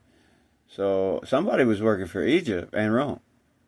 And then somebody was working from Rome with Greek. And Octavian, which was adopted in there, it is known that the excessive hilarities at the so-called Feast of the Water Drawing, because they were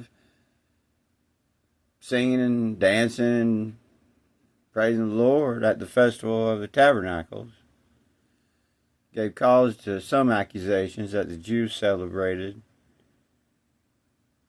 Bacchus. Some of them said they were, some of them said they wasn't. They just want to make sure you celebrate somewhere that they said. They also say that Sanballat was down there at Nehemiah and Darius with Nehemiah and Alexander the Great.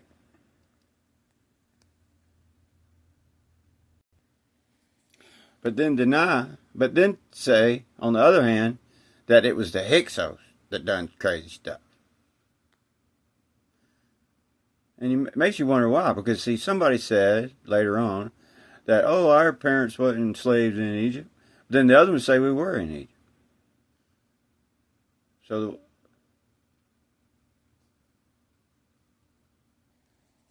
So Antiochus Epiphanes is like 120, 160 something. It says the history's found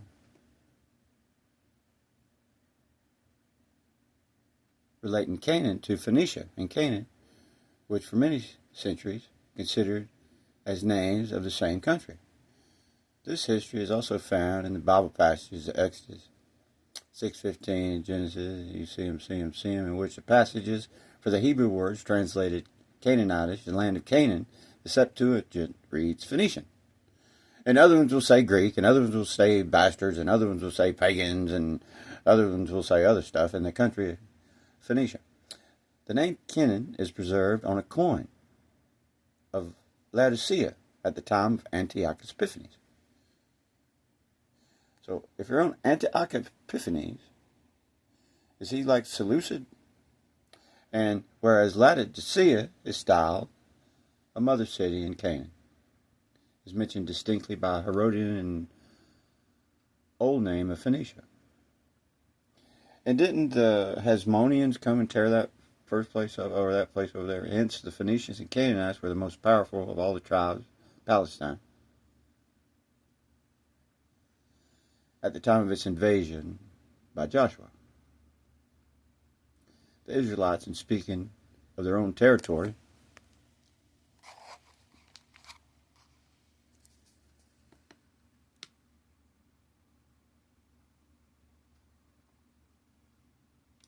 as it was before the conquest, called it land of Canaan.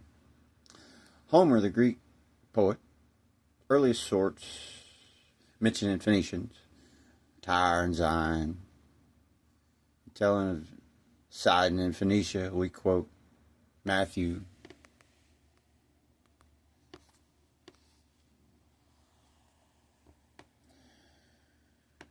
But famous Strabo said stuff, who lived on Strabo time, 25, attested that they joined in down south with the Judeans, as well as Josephus. But the interesting is the coin. Classical records tell us this and that. And then it's discussed in the period of the Maccabees, which ruled Judea from 156 to the time of Herod in 36. So we got 156 to 36, and we got a coin in this period from Laodicea, Canaan, Antiochus Epiphanes.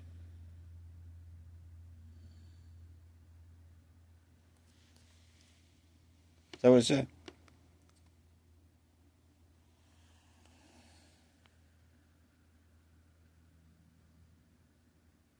Israelite peoples to Judaism. But the coin at 160. So if Laodicea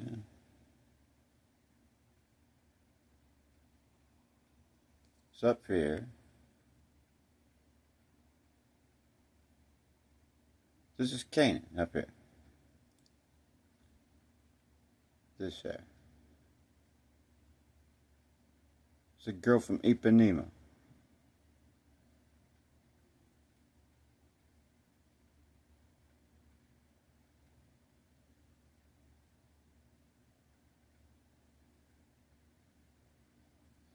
And if you look, you got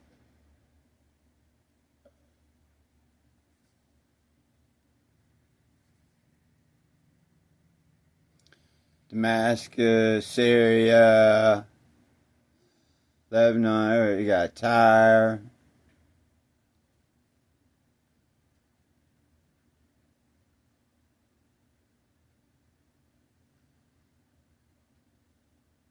Mount Hermon up there, they said. There's that river coming down. Then over here,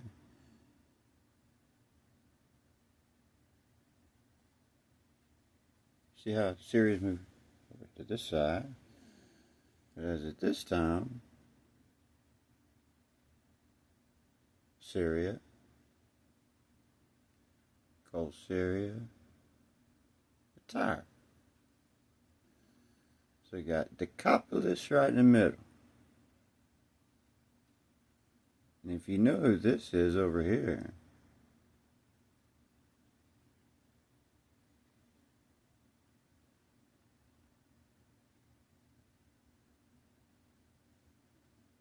in the forest, it's like Sherwood Forest, except it's not. And you got Manasseh over here, because they're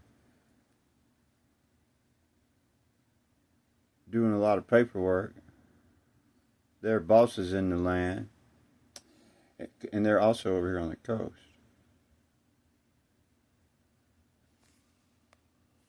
Because around the water.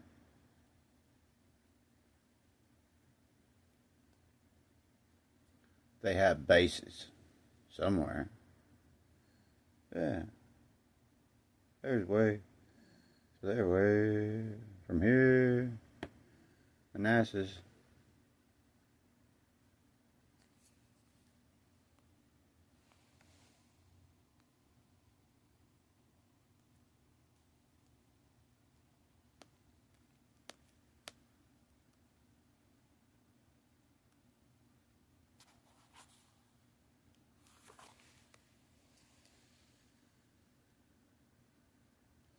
And Pernam.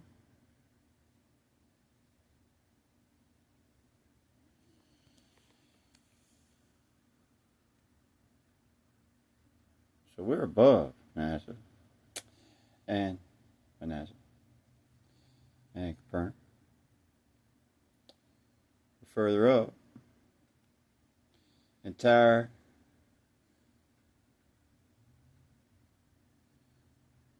And then Laodicea had a coin called Canaan at Antiochus on Seleucid time, written by who, where, what, when, how, at 160, 100s, with a Canaan that wrote on a Laodicean coin.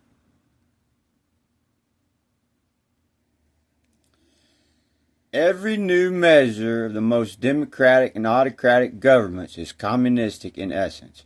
It's always restrictive. We are all treated as imbecilic children. The motoring laws, Sunday suffocation, blue laws of censorship, they won't trust us to cross the streets at will. Fascism is like communism and dishonest to the bargain. The dictators suppress all art, whatever they don't like, literature, theater, music, news, does not meet their requirements. Yet the world only moves by the stroke of genius, the light of genius. The herd will be destroyed en masse. I gotta pause this and make a tomato sandwich or something.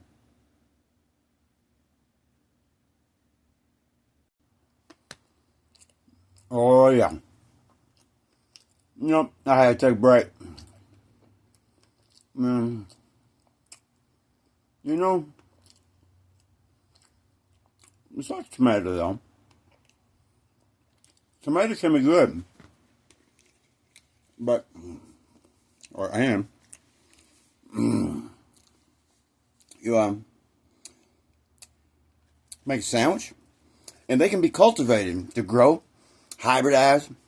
You know, you can grow those things from everything from green, red, purple, striped, spotted, all type of heirlooms, yes, and more sophisticated hybrid type, you know.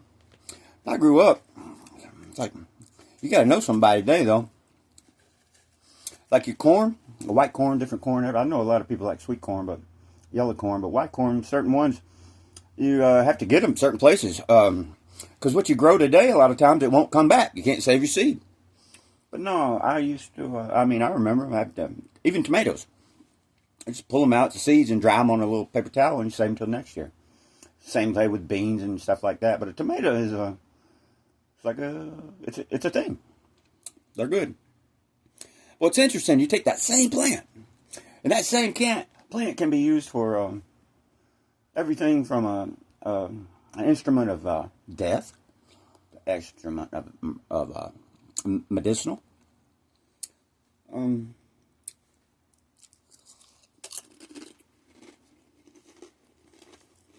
Because in that tomato plant family, I'm not going to get too specific. I mean, the phylums and the classifications, in other words. But the family, the type of that plant, tomato plant. That's where you get your, a lot of the medicines. You know? And, your banes. A lot of banes. You got wolf's bane. You got hen's bane. Even some with fruit and some not so much with fruit. You got horse. Even the nettle variety. Nettle, horse, nettle. Other types. Some with blooms. It's as big as a football. Beautiful. Big. Brugmansias. Your daturas and your different types of course, belladonna, and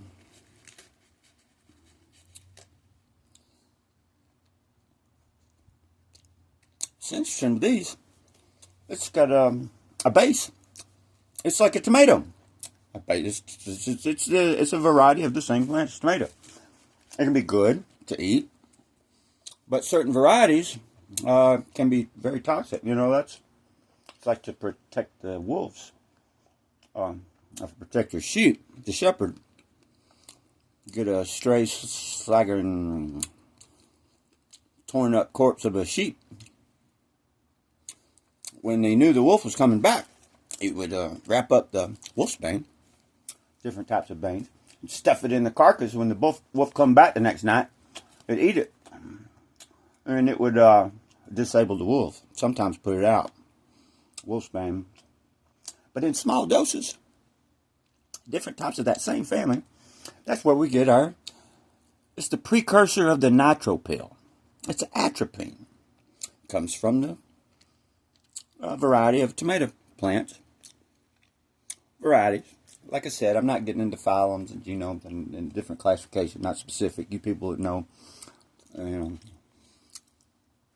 But grafting is interesting. You know, some plants need more than one flower to bloom, to pollinate. I thought I'd like to grow a variety of a black apple. There's one that grows over there in Asia, and they're rarer than some. But we have a variety. I've grown a variety, Arkansas black apple. And this particular variety, you know, it's not like a crab apple will bloom all season. And they can pollinate one another, or they can pollinate itself. It's kind of like, think of it as a hermaphroditic type, if you want to use that word. Anyway, it's self-pollinating. And, but they're small. You make candies and jellies and things out of them, but they're not as sweet as a red delicious, golden delicious. But black Arkansas, you see, some open early, some open middle, some open late in the season. And then some, like the azaleas, the encore azaleas, they just bloom all the time. You got early, mid, and late blooming azaleas, like the woody ornamental type of plants. And if to pollinate the same type of plant, if it is compatible, needs to be blooming at the same time. And some plants need another plant. It could be male and female separate. It could separate where they has to have another plant. Some can pollinate themselves. Some can't. Some, for instance, we don't even know to today. There are palms, dates, that they thought needed to be pollinated, and with heavy destruction of the environment and just killing off deforestation, similar to what happened in Cambodia. You know, if you take all the bombs in Germany, in Japan, and you like add them all together, or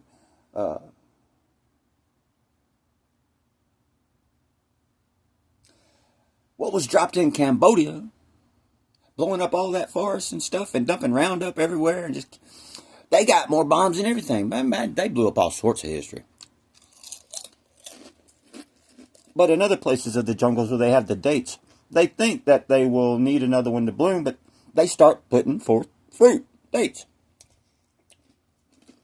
So they don't quite know what's, how some of these fruit trees work. This particular black Arkansas apple, one would have to grow the root and then graft.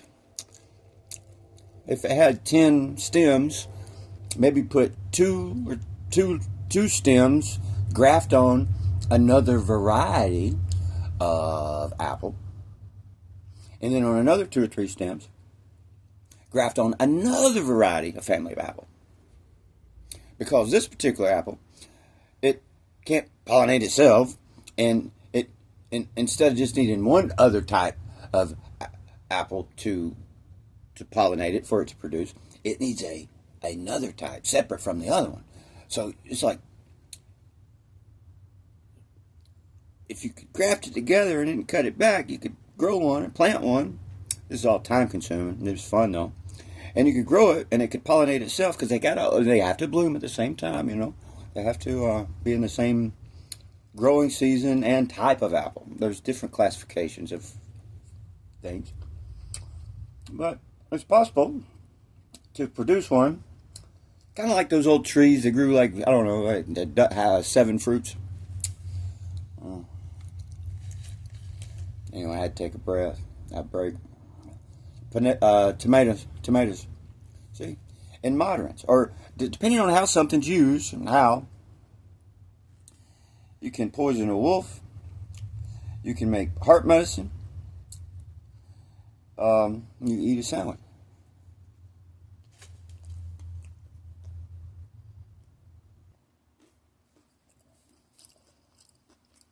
If I were to go to a distant land and they wanted to know if I had caviar, I'd tell them that I'd give them some of this homemade blackberry jam, and they would swear I had the best caviar in the world.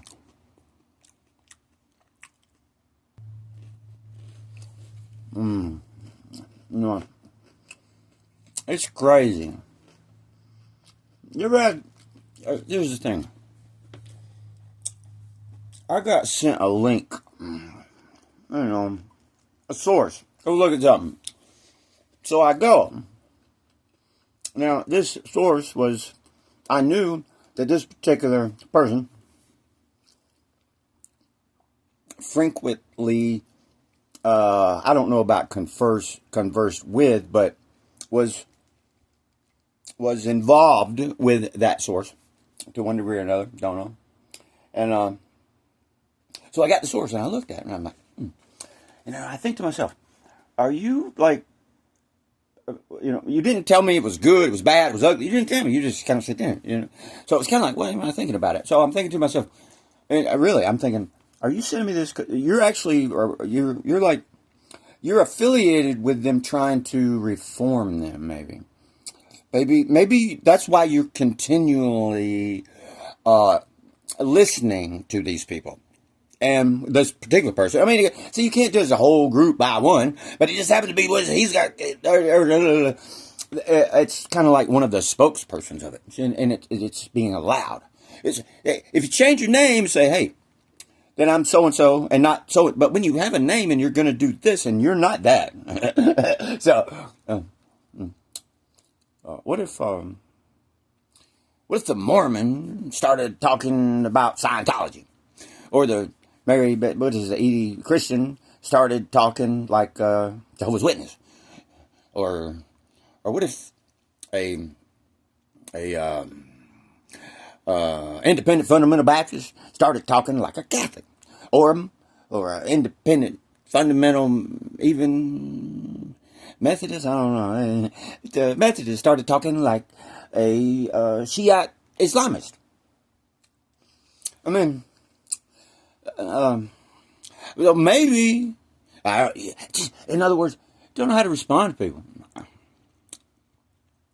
But I'm not going to worry about it too much. Got about a couple bites left. Here's the thing.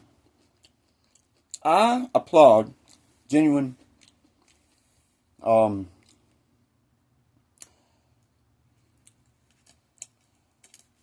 Thomas Paine. I will invite him to the banquet every day. Christopher Hitchens. Disagree on conclusions, but he's a militant in his thing. But he is well versed in lots of subjects, and it brings forth his reasoning for having an opinion. Love it. Love it. And he can lay smack down too. We disagree. Thomas Paine. Age of Reason, and later on he got ticked off the world, and he even went further off, but as far as his literature. But he affirmed, he said, I believe in one God. But y'all be talking about some crazy stuff, man. And you can't agree with one another, and y'all just all hateful. I'm done with it. So, but no. Now, as far as the militants, I admit, it's hard to find anybody to listen to. But, see now, Hitchens was one.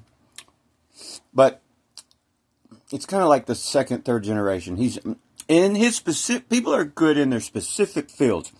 The next one, Dawkins, militant. Dawkins, they sit around, you got Christopher Hitchens, militant, agnostic. Dawkins, militant, agnostic. And then you got another one, and he's like 7th, 8th generation out. He needs to fine tune his arguments, because I just can't, I wouldn't go to a ticket to hear him talk. Even though I like to hear people talk, whether I like it or not, whether I agree with it or not, if they can talk good. But Sam Ash, the thing about it, I heard him one time talking about, he got off on a religion, Buddhism and this, and reincarnation, and it's like, no, you need to go back, whatever you're doing about. Do your science, metaphysical stuff, where you can throw wizard stuff and make people believe about some numbers and stuff. And at least that's your field.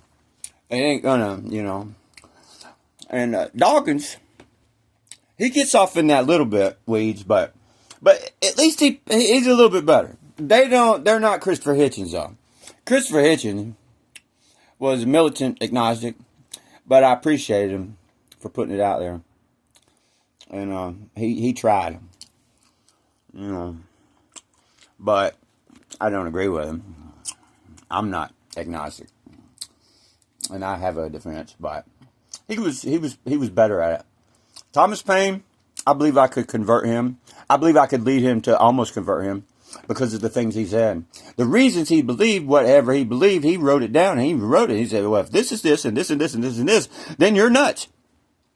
But the thing about it, the people that are telling him that this was that, and this was that, it's not necessarily this was that. He got hoodwinked. Everybody get hoodwinked. See, the thing about it, we don't have to agree at the end of the day, but the thing about it, the bad guy hates all of us.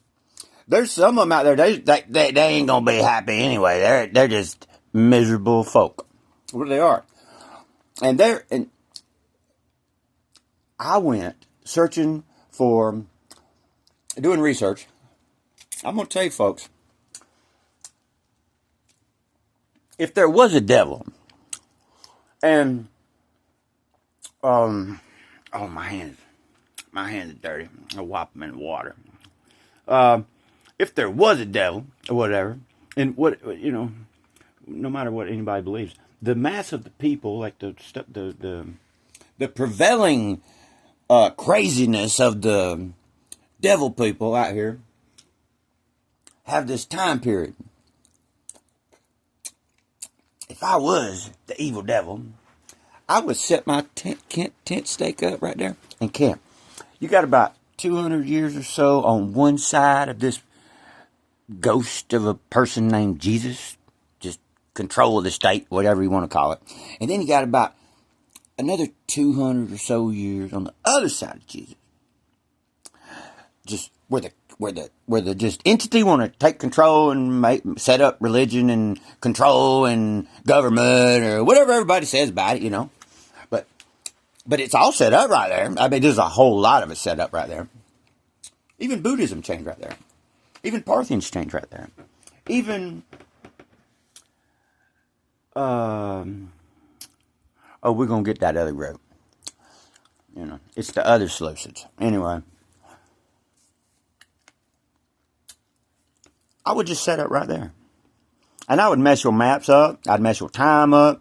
I'd mess your geography up. I'd be moving stuff around. And so as below as above. And so as above as below. And that's where I'd sit up right there.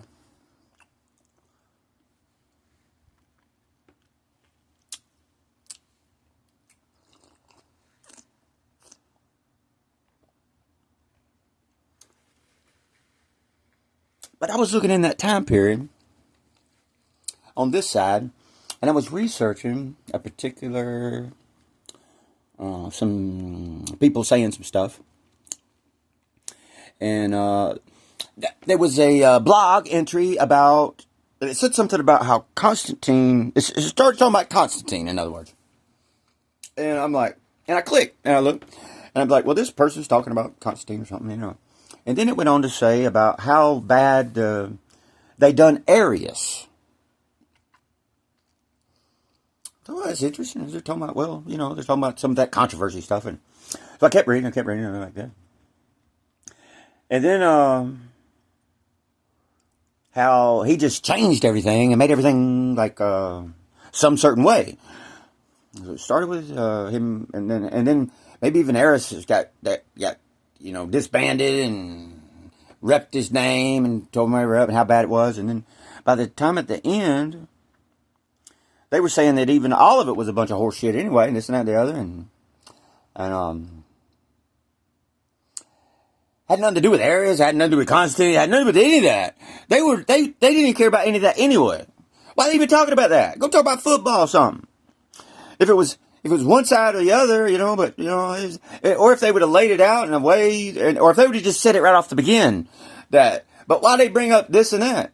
I mean, they was just as doing other stuff to other people. Why even bring that person up, you know? That's the thing. 99, I'm seeing it. 99.9% of all the people that talk about something don't even know what they're talking about. And a lot of them just get in there because they're opposed to it. So they want to divide the people up that's talking about it, because it's like whoever falls last, then we'll just take them over. You know, we'll get them to fight, so then we'll take it over. It's like Afghanistan, Iran, Iraq, and up there in Kuwait.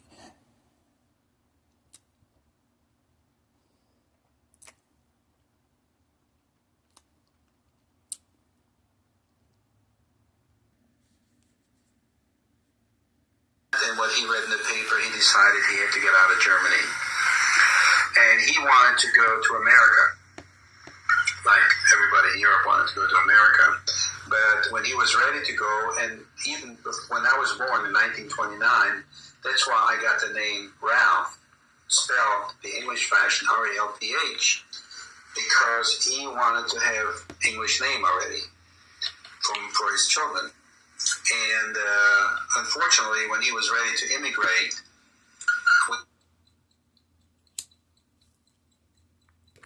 had a depression here. So he said, if these people here can...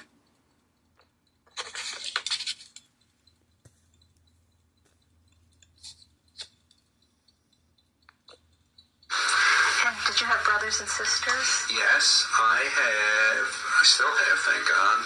My oldest brother, his name is Herald. Now, he was born Hans, H-A-N-S, Erwin, E-R-W-I-N. And he was born on March 10th, 1921. my brother after that, Gert Eric, Gerd and Eric. He was born on February 13th, 1924. And then I came, and then my sister, Jacqueline, she was born in Belgium. Jacqueline Rachel, that's a difficult one, Jacquueline, and Rachel Rachel. And she was born on May 13th, 1934 in Antwerp. That's the four of us. What kind of family? Were you a religious family? Yes, my parents. My parents were Orthodox. We grew up Orthodox and observant. What does that mean? Did you go to synagogue every day or every Shabbat? No, we went to synagogue every Shabbat, and we observed all the holidays, and we prayed. My father prayed every morning, which same thing I'm doing today. And we did that, and we kept all the laws of kashrut, and an observant Jewish home like you would imagine. Did you go to a Hebrew school, or were you tutored? Well, we went. We belonged to a small German Jewish congregation in Brussels. I can't tell you anything about Antwerp, except later on I went to visit my grandfather there occasionally, but. We had belonged to a small synagogue of, I guess, German Jewish immigrants in Belgium. They were mostly Germans, and so they maintained the same rituals that they brought along. And they had some of the knowledgeable younger people taught what we call Hebrew school here. It was like a cheder, but except there wasn't a real cheder in Germany. It was a Hebrew school, and they taught us, to read and to write and these things, as possible. Was that after? Did you go to a public school also? Oh yeah. I went to public kindergarten, and I went to public school in Belgium, in Brussels.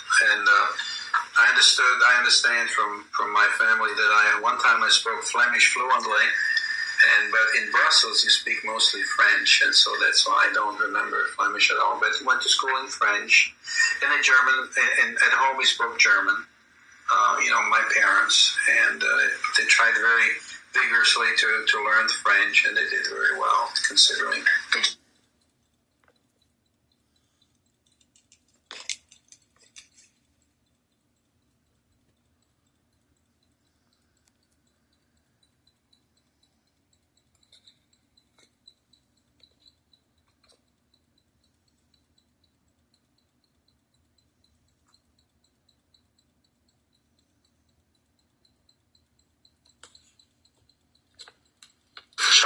During the war, to support and to take care of. What was the child's name? His name was Alfred, Alfred Idstein,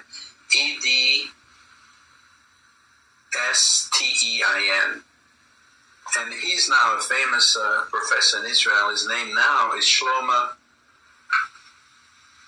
I just said it written down. Geshen? That's right. Yeah, Shlomo Geshen. And he's, I think, a nuclear scientist. And he was so good to my mother when she was still alive. He always came to visit. Kid never forgot. Are there any other examples of refugees coming through that you remember because of the experience of the talk? His name was Shlomo Deshen. Okay, Deschen, Shlomo Deshen. I can't think of the names of the people. I know there was a group of 3 brothers who came, and they stayed with my cousin, and they came over to the house a lot. But I can't think of any. But there was an influx of people, and the people who had lived in Belgium for a few years, tried to make life easy. Like we take in the Russians that come now. Jewish community always comes together. So that was that. And of course, when the war broke out in 1940. And some of these people got stuck, and they were either deported from there or they managed to leave. But after a while, you lost track of these people. Before we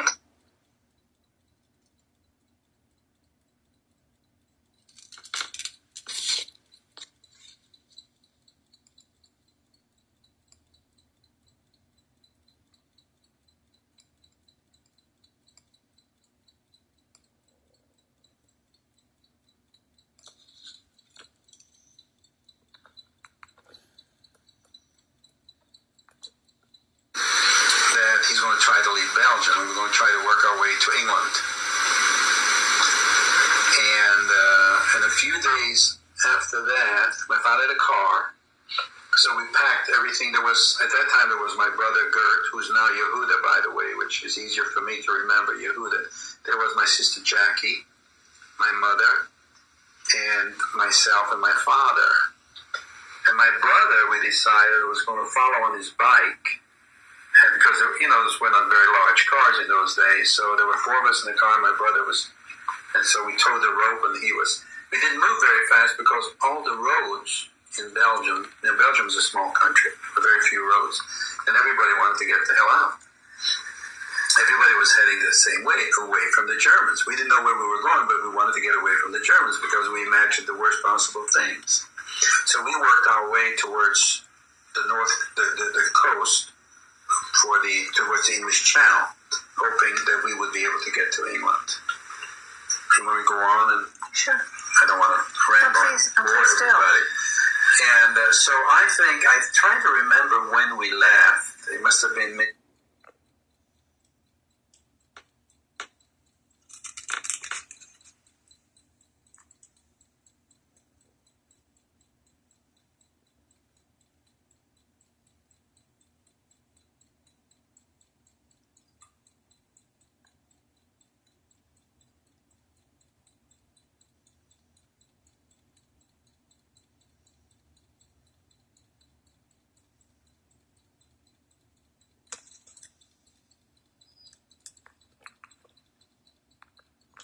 and so on, and the people came.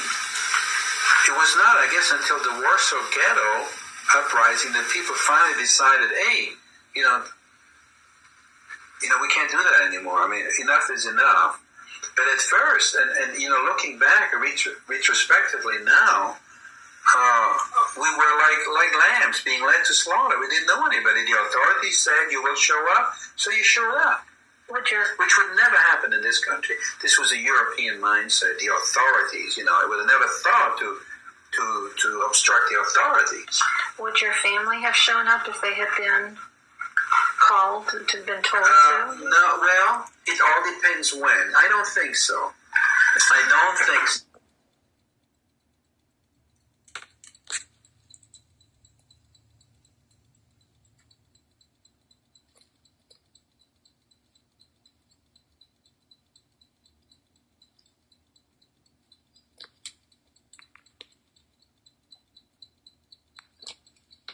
Intercede on behalf of people to get something to happen.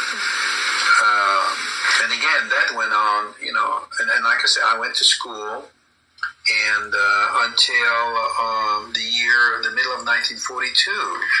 Before we go on, let me ask what...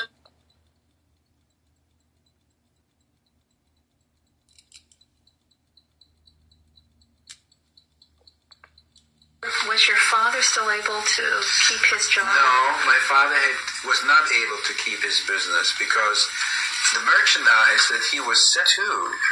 Before we go. And again, that went on, and like I said, I went to school, and until the middle of 1942. Before we go.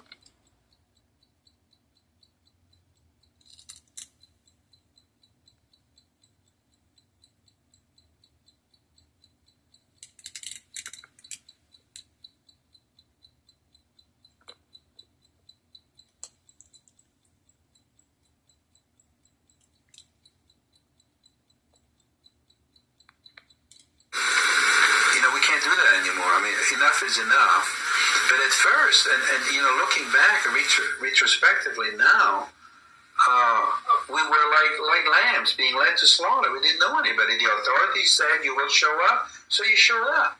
Which would never happen in this country. This was a European mindset. The authorities, it would have never thought to obstruct the authorities.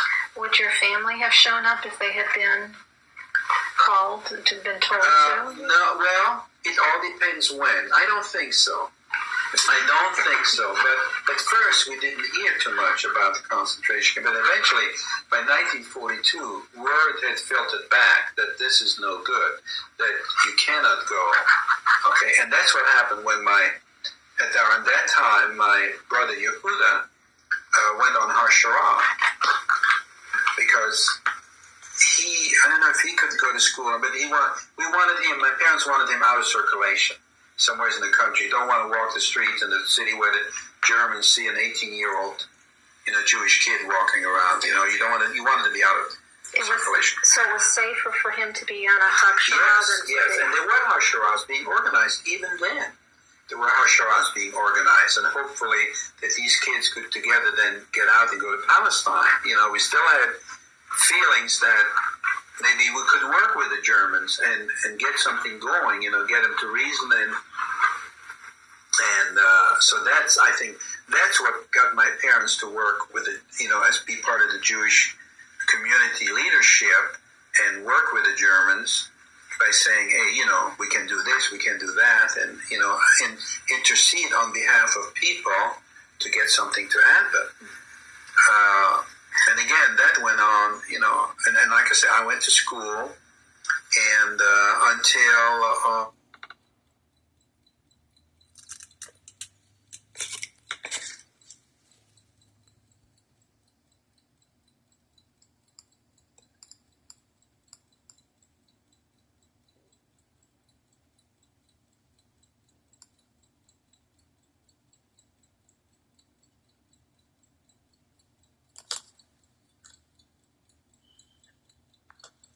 it was either in the form of a letter or a card, or it might have been through the Red Cross. I think that's what it was. It's amazing how much you remember once you ask the right question. You're good. You're good. Now, you were still in school. There was still school for Jewish children. Yeah, there was still school. I went to regular school.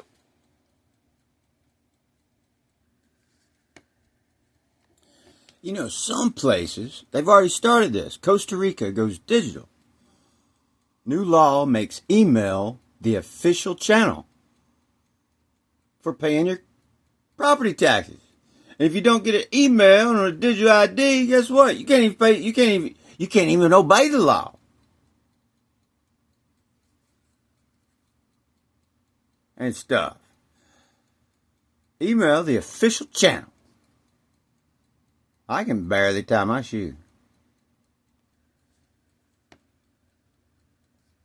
It's a law. It's a 10597. Modernizes corporate communications. Enacted law. Get a driver's license. Get a bank account. Go to eat. Pay property taxes. Live.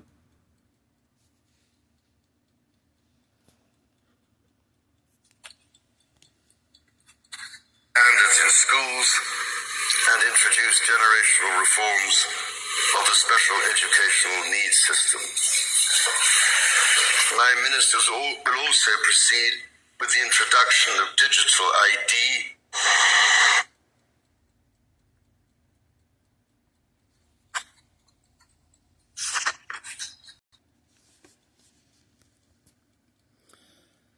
So in the past 30 years, a whole series of loaded epitaphs have been invented for that purpose, beginning with the reactionary in the early 1930s and proceeding through fascism and McCarthyism to Birdshot.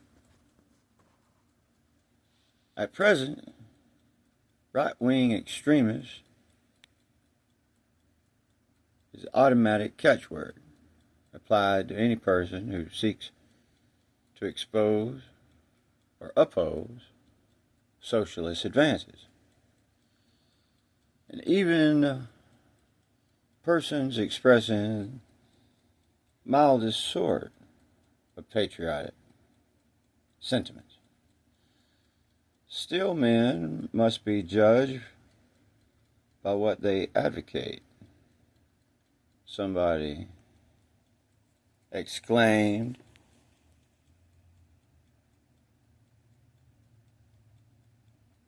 Another winner of public literary professorship, writing at another time, said the future of socialism for Partisan Review in 1947 said, there seems to be no interest. No interest. There seems to be no interest. There seems to be no inherent obstacle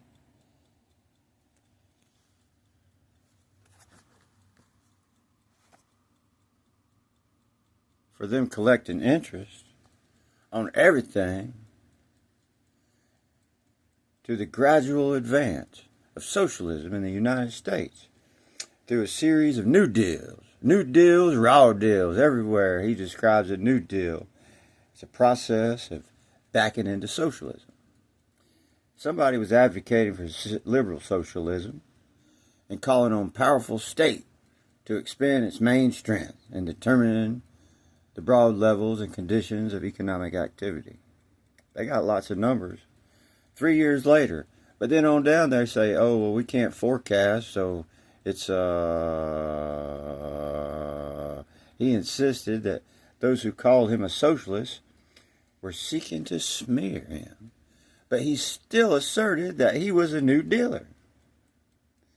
In 1954, he contributed to what the Fabian News describes as an important article on foreign policy to the Fabian Society International Review.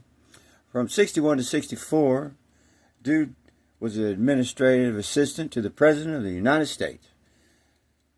Since his case is by no means a one-off, an isolated one, and since we have the example of England to show us what a well-placed group of dedicated socialists can accomplish in transforming the economic and political life of a nation, it would seem reasonable to inquire where all this is leading us.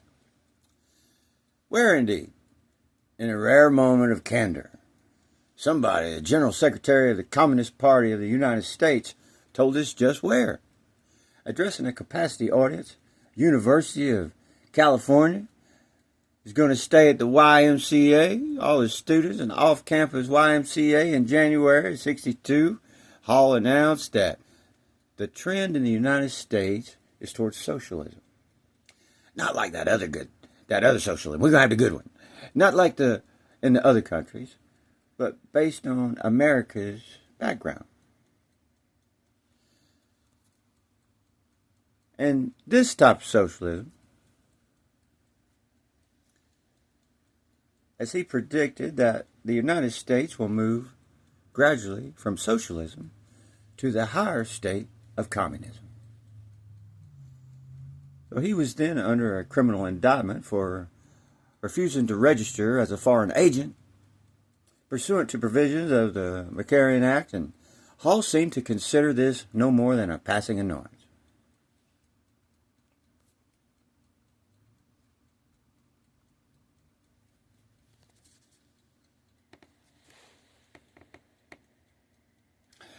I guess we should thank goodness that it would never happen in America. The government, because, see, this is Fred C. Trump, who donated the land for the Talmud Torah Center at Beach Haven Jewish Center. Those are the ones that fled from Belgium, had to go everywhere. Discusses the impressive future with the assemblies at last week's ground.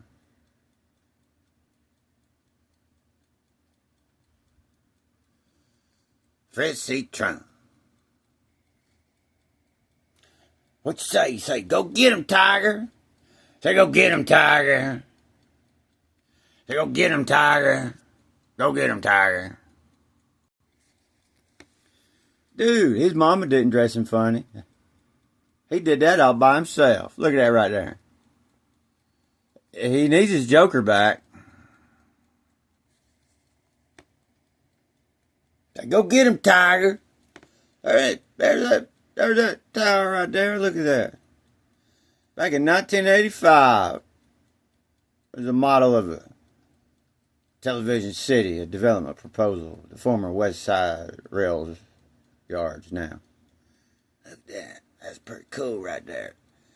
He put that together, 95, 85, 85. Go get him, Tiger. Look, Christianity neither is nor ever was part of the common law. In every country and in every age, the priest has been hostile to liberty.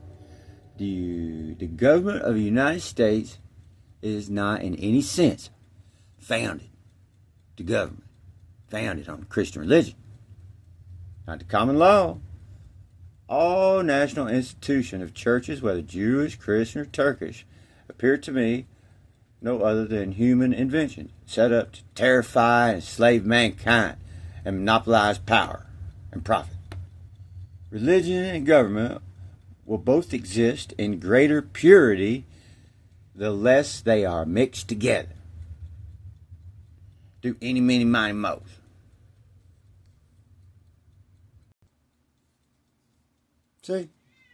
See, they play tricks. You see this? See that? You know what this book says? This book says you just got to keep lying. Just keep on telling a lie.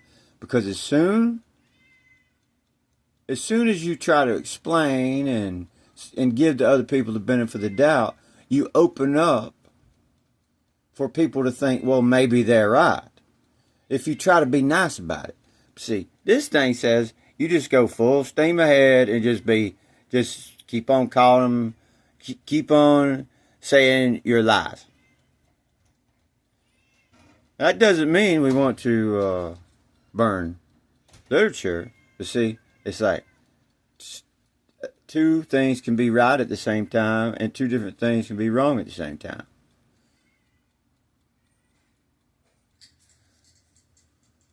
I just ate a good sandwich. And this was interesting.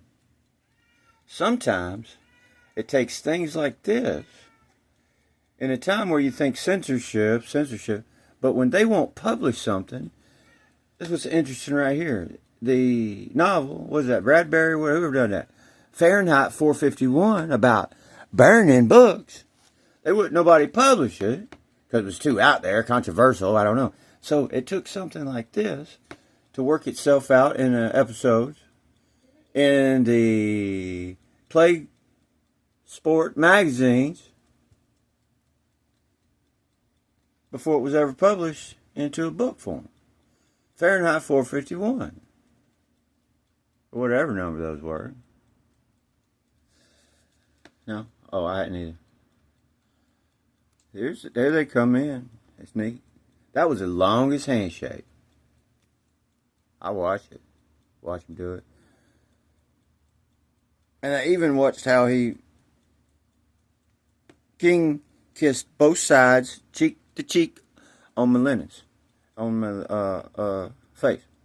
Very gentlemanlike. He's a gentleman. There they are. Go get him, Tigers. There we go. I'm going to have to make another one. This is already 2 hours, 49 minutes. Go get him, Tigers. This one right here. He needs his joker back. I'm telling you. That's what's wrong. Told you to stay away from those doctors.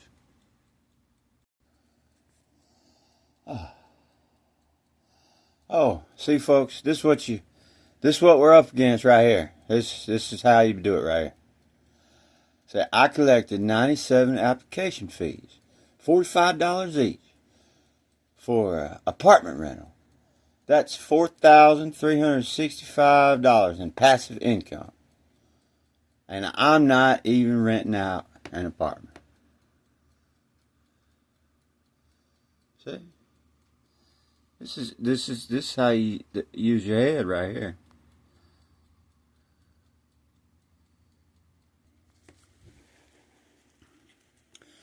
Oh, I'm going to have to do another one. I can't even get around to marking up my black and blues. As mentioned above, got Antiochus Epiphanes, whatever. Let's see. The Seleucids continue to use the calendar calculations of the Babylonians. The years were counted on the basis of those of individual rulers.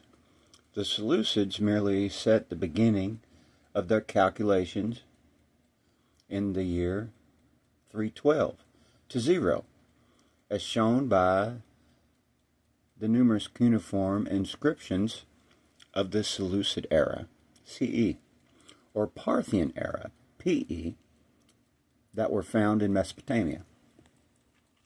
The Parthian calendar, with their victory over the Seleucids, the Parthians continued to use the Seleucid calendar, which, as explained above, was based on the lunar solar calendar.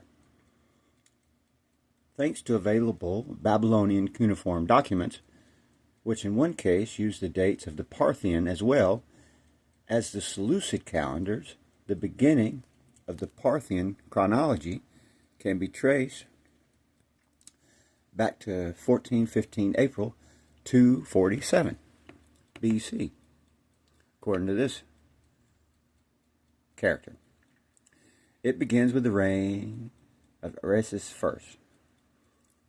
Just when this date was defined as the beginning of the Parthian Empire has not been clarified. Asser assumes that the establishment at the beginning of the empire may only have taken place under Mithridates first, or Pharets first. The beginning of the Parthian year 0 thus corresponds to year 65 of the Seleucid era. And the significance there is a document from Juros Europus, and there's been other documents from Juros Europus we talked about. It says, under the reign of King of Kings, Aresis, meaning Osros first, the era 109 to 129, the benefactor, the just and the manifest and friend of the Greeks, in the year 368, as the King of Kings counts in Aresid time, as however in earlier times is that of Seleucid times. The year 432 was counted. So from 432, 368, and then 300 years. It's all crazy. Was counted on the 26th day of the month Desos in the village Phalesia. Converted to the Gregorian calendar, this is May 121 AD, be 431 minus 312 equals 120. And today's counting, as the ruler year of the king started in October 120, and the month given is May. It is the year 121. This document shows Europus, these other Europus fragments. It's like the Syrian, Armenian fragments. Writing. This document shows that at least in Europus, but there was Greek before, so this was Greek. In the first half of the 2nd century AD, the two systems existed side by side. So some Syrians were more Greek Syrians, Aramaics, and then some Syrian Aramaic later on were more Egyptian influence, Roman influence. There's a difference between the Pompey guy and the Octavius, whatever. According to Selwood, the inscription EKP on stuff, these coins, a coin of Artabanus the First, we think. You know, I showed you that some of those have the same face on two different people coins. Could mean the Parthian year 125. 125 as in PKE, corresponding with 123 or 122 if we just do the yearly thing. This reading is controversial. Of course. Yeah, all is controversial. It's a drachma reverse corresponding to something, but they can't tell by looking at that right there. But this reading is controversial. You bet it is.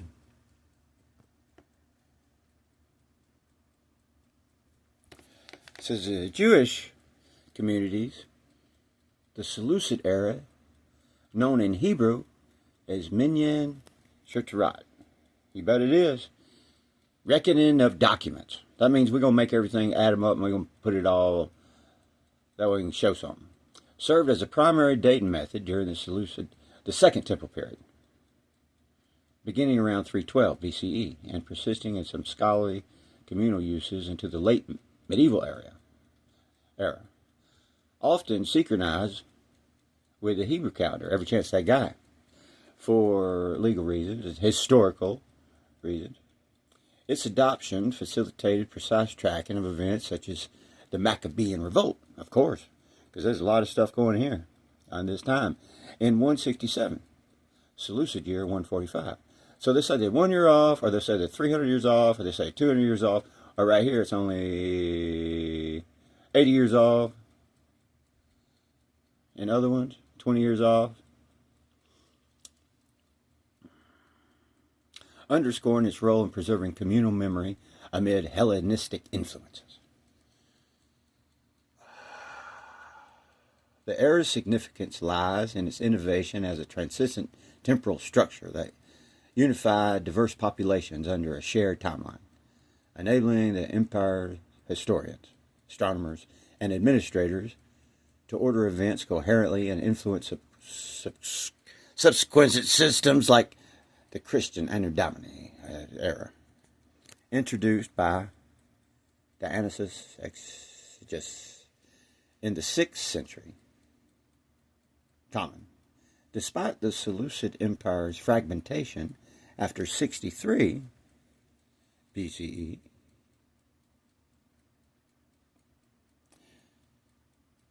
was always fragmented. The Greeks were. They didn't try to centralize everything. Alexander done something, but he even let other stuff go off. You know, he let his sister go off and his brother go off over further Persia. It says the era endured in Parthian, Sassanid, and even early Islamic context in the Near East until the 7th century. See that? Despite the Seleucids' fragmentation,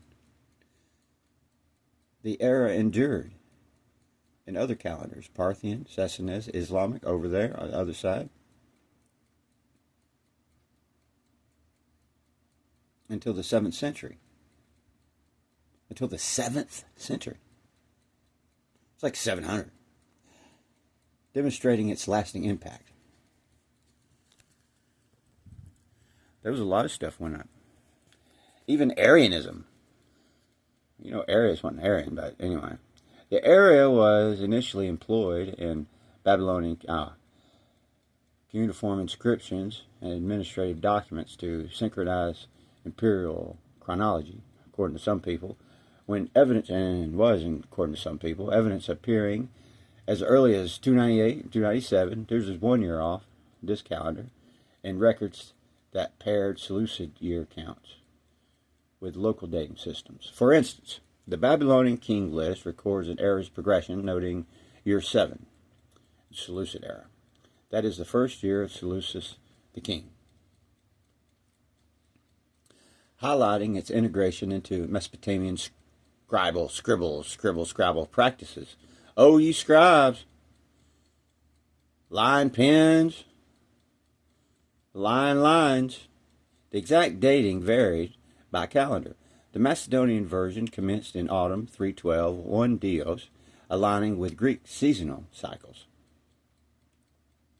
Seasonal, that's neat. The guy was at Athens, what's his name? Metonic? Medon, the Athenian, had that big dial over there in Athens, whatever. And he's the one that put the aqueducts in. Not in Rome, but Greece. The Greek had the big aqueducts, water, moved the water over there, and it was Meton, say, that done that too. He was an engineer, as well as the calendar where he's credited with that Metonic cycle, clock, calendar, lunar version, while the Babylonian version began in spring 311, 1 Nisan.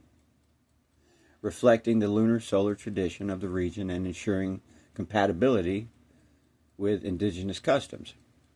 They tried to keep everything seasoned. They were trying to write everything down, make everything fit. But yeah, this period is certainly called the period of reckoning the calendars. The death of Alexander the Great, 323, in Babylon, created a profound power vacuum within his vast empire, precipitating the wars of the Diadochi, a protracted series of conflicts among his generals. And that, what is that? War in 30? That's some crazy. Mark Antony and Cleopatra all on crazy calendars. General and successors that ultimately fragmented the realm into several independent Hellenistic. But the Hellenes and Greeks, they were already separated. Rome was the one that seems like tried to and fighting each other. They were all fighting one another, though. These wars, spanning from 322 to 281 BC, involved shifting alliances and battles. Yeah, they did. The Parthian Empire, which began supplanting Seleucid control in Iran in the mid-3rd century BCE, and later over Mesopotamia in the 2nd century BCE, incorporated the Seleucid era, the calendar, and all into administration and epigraphic practices. But I have to say which one, because there's more than one. Often alongside local Iranian calendar systems. The Asserted established their own era starting from 247-6 BCE, equivalent to Seleucid year 65. And these coins under these Antiochus Epiphanes, written Canaan in Laodicea, what is it?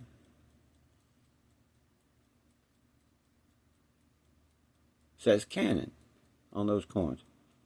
Effectively a recalibration of the Seleucid reckoning to mark their independence while retaining its continuous numbering for continuality in the Babylonian astronomical and legal documents.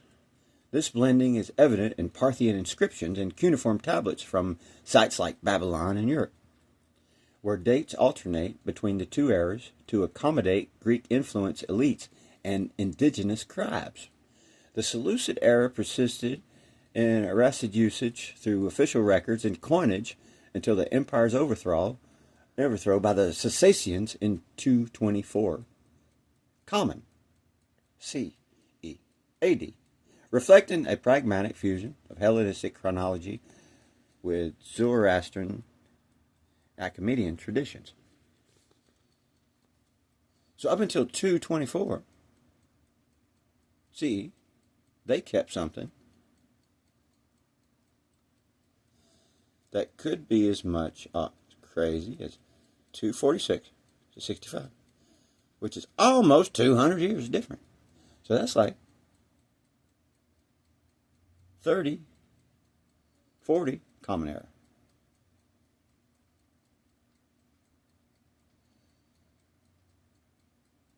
Or, see, but no, it says Common Era because it's written by this perspective, the guy's writing it. Or it could be 224 is actually 400 CE. Oh, you round and round and round we go. Neighboring states like Nabaptia integrated the Seleucid era selectively into their royal chronologies. Seleucid.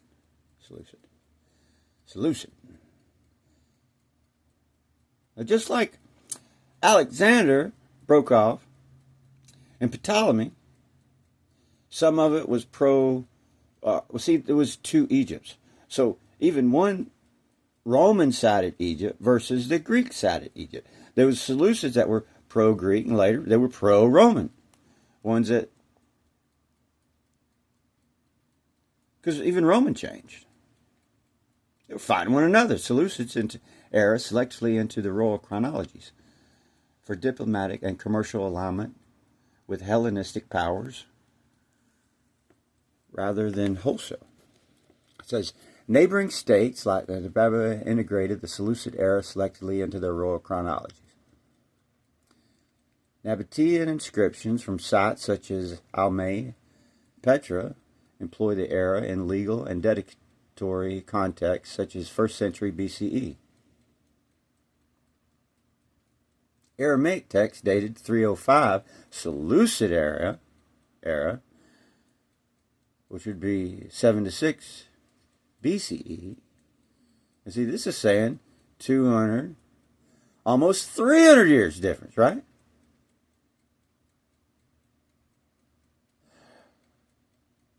Which bridged Nabatean lunar calendars with Seleucid solar reckoning for interactions with Ptolemaic Egypt and Roman Syria. And the Seleucids, the ones that were Greek, were using the metanoia, was using another Greek calendar, which was even different. So there was two, and these adoptions were limited over confined to border elites or international correspondence, preserving local kingly heirs for internal affairs. Instances of resistance to full Hellenistic assimilation manifested in cischronic practices, particularly dual dating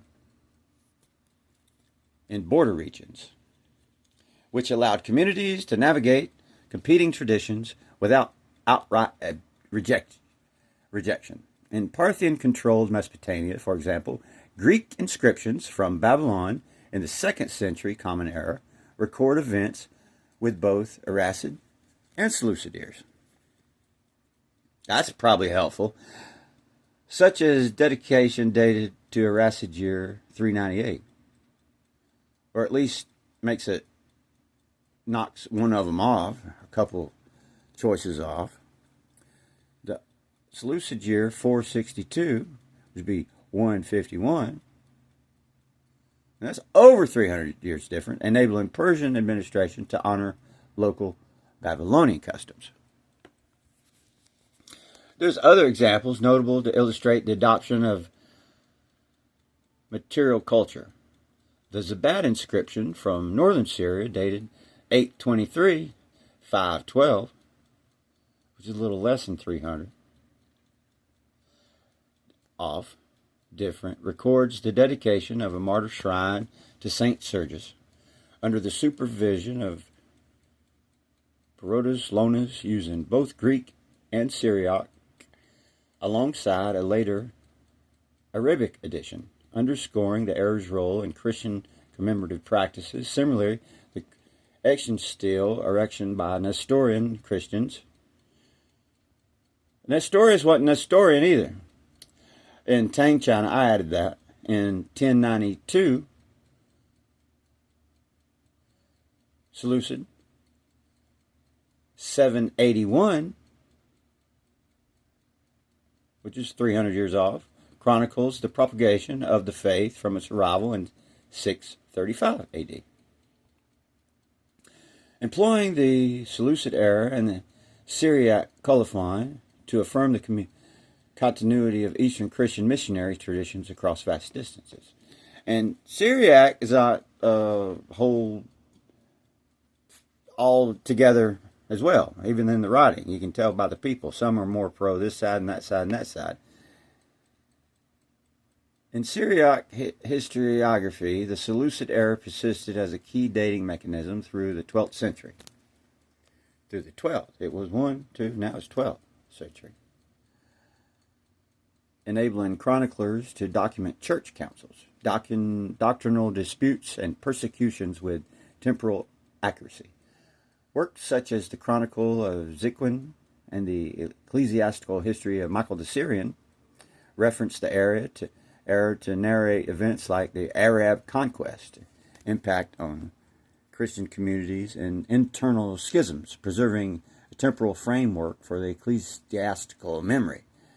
The usage extended eastward, over there with Alexander the Great's sister's daughter, his niece's Emperor Philip II's family over there, way over there, Iran's Sassanian dynasty, founded by Ardashir first in 221, explicitly abandoned Seleucid and Asserted dynasty eras in favor of regional year counting reminiscent of Achaemenian practices, reflecting a deliberate revival of pre-Hellenistic Hellenistic Persian traditions that diminish the Hellenistic legacy. But Helen was over there a long time too. The Islamic Hijri calendar, formalized by Caliph Umar, this is 638, 17 AH, and retroactively dated from the Prophet Muhammad's migration in 622. Rapidly spread with the Arab conquests, supplanting prior eras in the Middle East as Muslim governments standardized lunar reckoning for administrative, religious, and fiscal purposes. Christian standardization accelerated the era's obsolescence in Byzantine territories, where Anno Domini system, devised by Scythian monk Dionysius Exiguus in 525 to number years from the Incarnation, gained traction by the 6th century for ecclesiastical computations like Easter tables. Although the Byzantine emperor primarily employed the Anno Domini, the Anno Mundi era from creation, aligned September 5509, the Dionysian reckoning influenced official and scholarly documents promoting a Christocentric timeline. It's a Hellenistic land.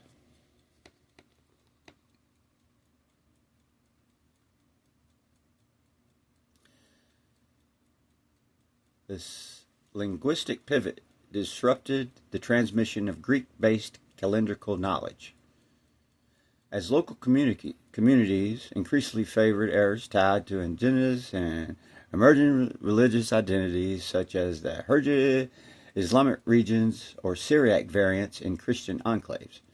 A late attestation, like the Zabad inscription, 512 CE, using the Seleucid year 823. So it says 823, and we're calling it 512. What they say. Underscores this translation, but highlights the error's marginalization by them. So they're saying they quit, but yet Seleucid year 823, they were still doing this. They've already said they were doing it to the 12th century.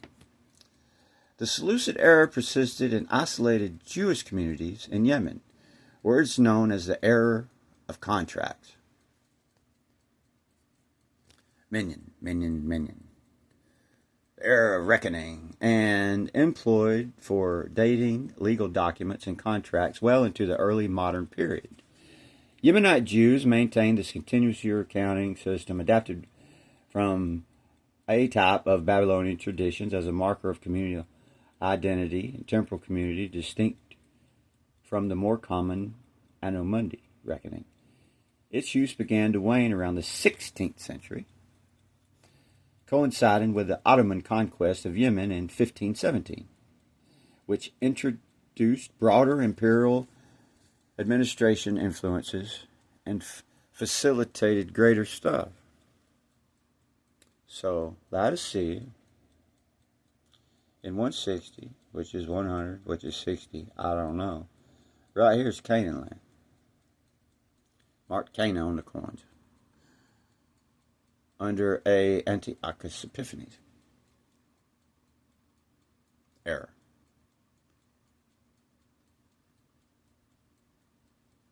Anyway, it's marked Canaan land. Cana, right there.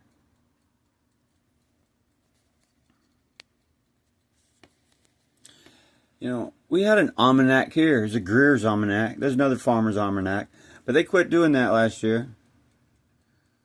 It'd been around for a long time. It was first published in 1807 in the United States. And became popular. Almanac. Robert Greer. And you can even look up these Latin books. Trabajos de Jesus, 1642 books written.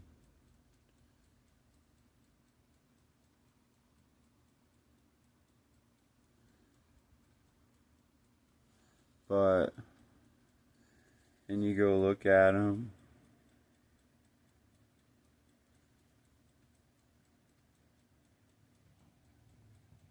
And then this year, It says year 619. But over here it says 1642.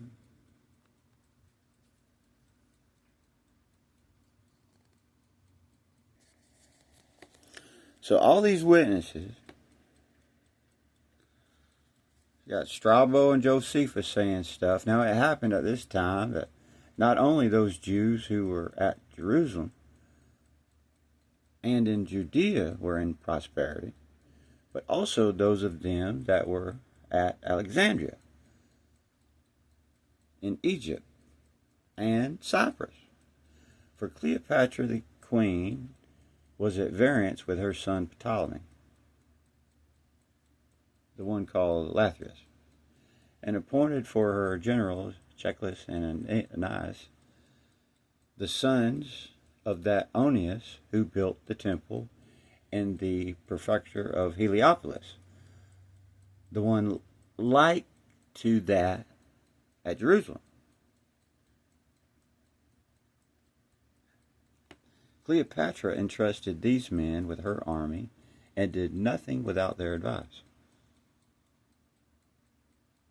As Strabo the Cappadocian attests, when he saith thus, now the greater part, both those that came back from exile, the greater part, from Cyprus, wherever they were, and those that were sent afterwards to Cyprus by Cleopatra, immediately went over to Ptolemy. Which Ptolemy? They immediately went over to the Ptolemies that was siding with Rome.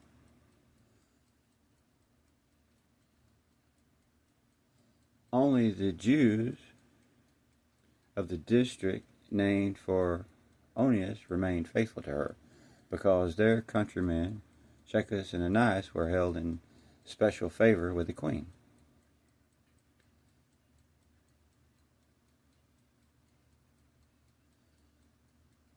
See, she was at variance with one of them, with her son Ptolemy.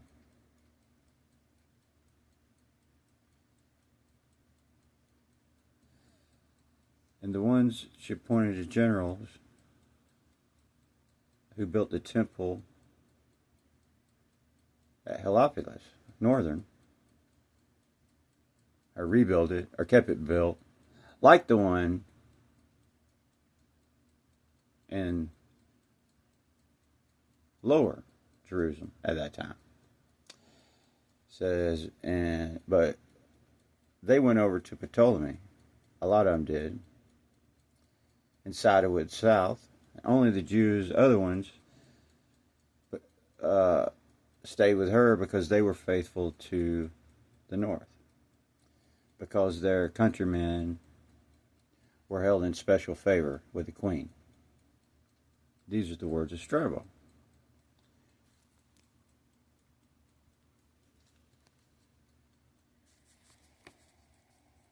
Then we got the sundial moving around.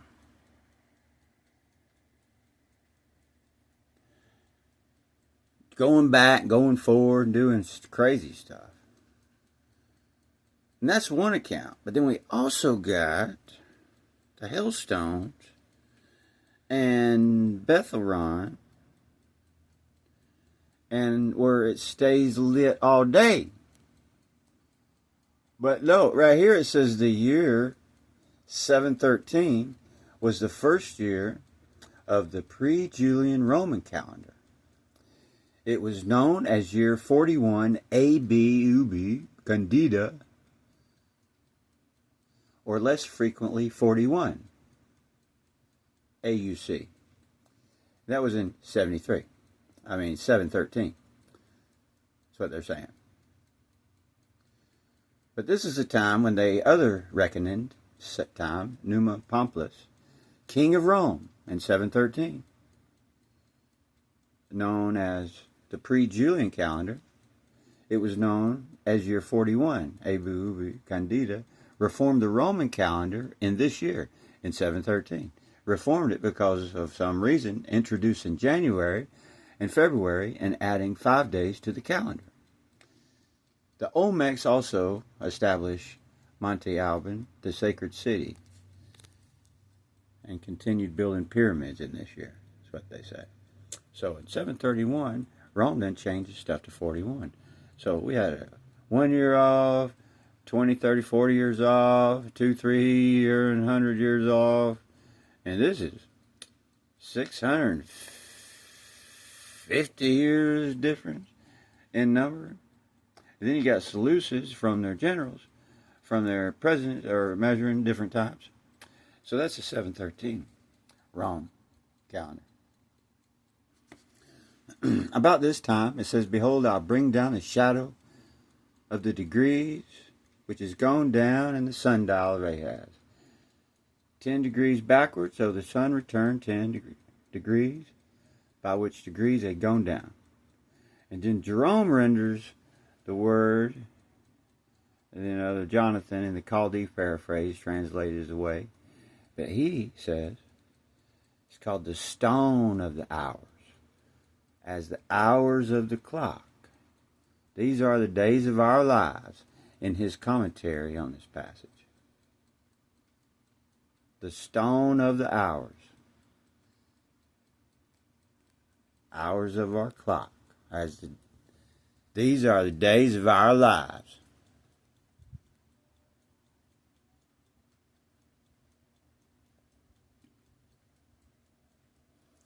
Commentary signifies degrees. Nor may we ignore the Greek Septuagint's interpretation of this passage, since it's ancient than these. So during the winter of 201-200, on this calendar, Ptolemy Sophus launched a counterattack and regained control over Scythopolis. In the summer of 200 BC, Antiochus achieved his decisive victory over the Ptolemies, who finally withdrew from cold Syria.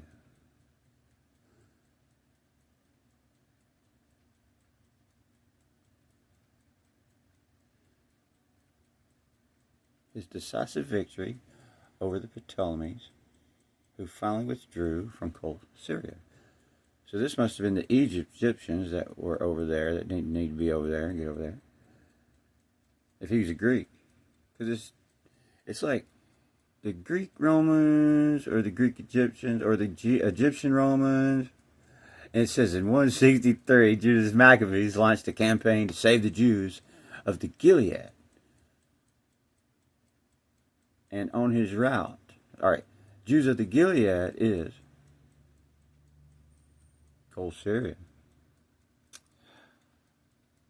While passing the city, ascended to local Jews, request spare on behalf of their good relation. Cold Syria is everything over there on the Transjordan, all the way until the Ammon and all come up. They kept pushing cold Syria out up north, where Syria is now. Like up there, but it used to be on the side. 20 years.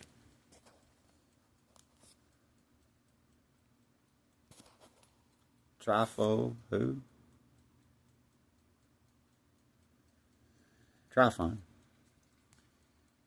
They calling him a usurper here to the Seleucid throne during the reign of Demetrius II.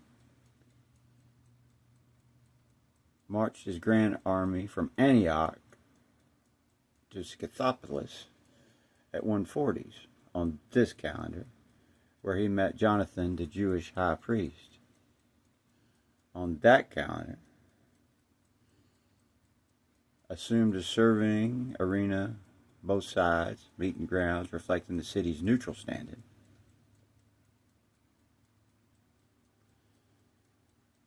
On his way back from Jerusalem, Tryphon passed through the region once again. Where's Jerusalem right there? Joseph says at the end of the 2nd century, Aristobulus and the sons of Johanan and Hyrcanus, laid siege on the city of Samaria, where they just passed through. The besieged called for the help of Antiochus, because Cleopatra was building one up there, just like the one in Jerusalem, stationed in Scythopolis, or in First Maccabees. Sometime later, Antiochus returned to Syria and left the management of the battle in the hands of his commanders. He fell in battle, and yada yada, and he surrendered at Scythopolis territory. And what date they're going to give us here? It says the Seleucid era, not Scythopolis, Seleucid, ended 108-107 on this one, and attested by the excavation results.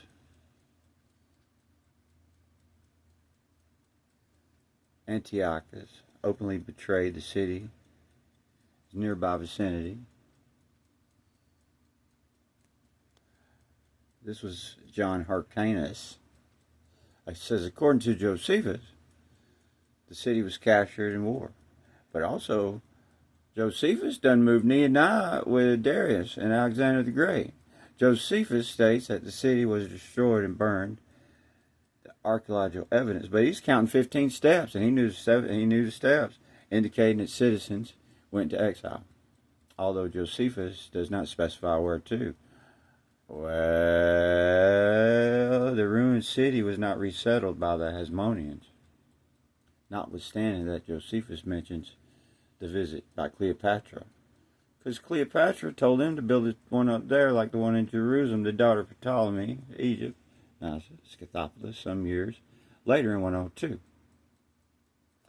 But there must be time off because Cleopatra, they're all on crazy schedules, crazy calendars.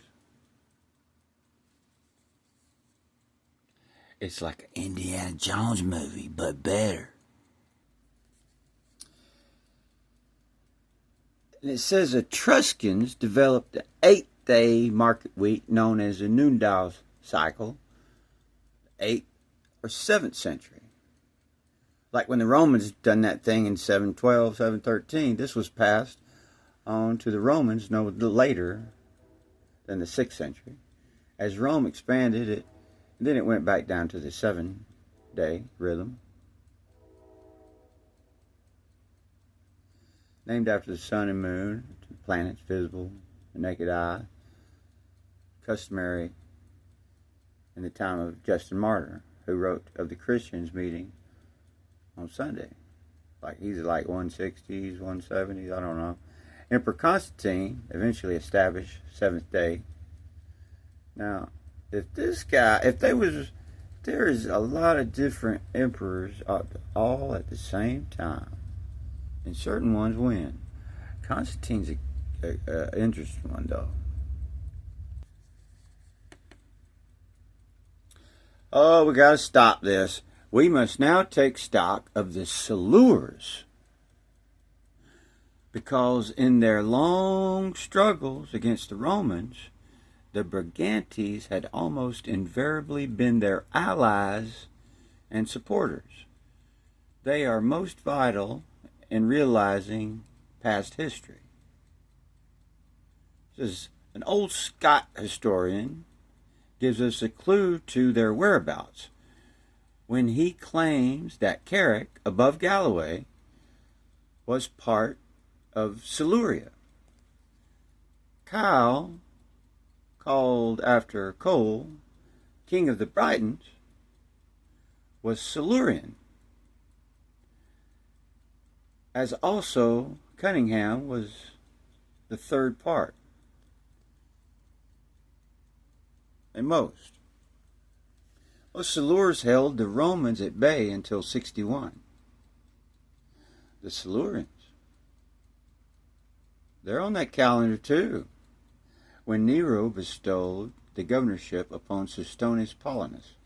This general first of all prepared to attack Mona, the sacred Druid island. All right, now, are they over there in the west? Are they over there in the middle? Are they over there in the east? They're fighting Rome, though. well fortified just off the mainland with the Druids' groves, his object being to overthrow the Druids up north, who, however, with Druidesses, face the Roman soldiers.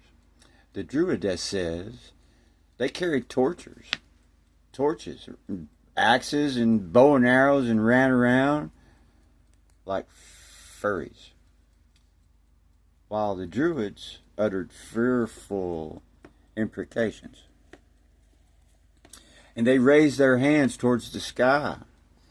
They were apparently massacred, but whatever the Roman chief's intentions were with regard to that land, his plans were interrupted by news of a sudden uprising of Boadicea, queen of the Iceni, and her allies. As Tacitus comments, iconically, the Britons had suddenly revolted.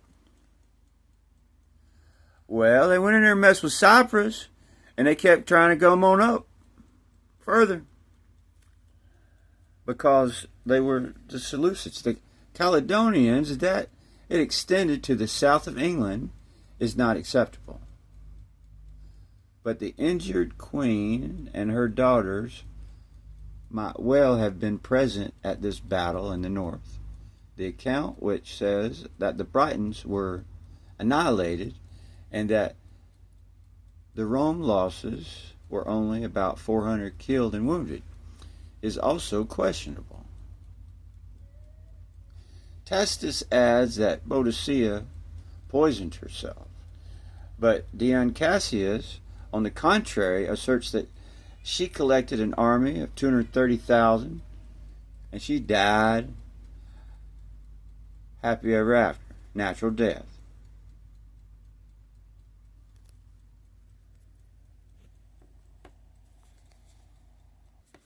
We're going to have to start over, make a new one. And the men of Ephraim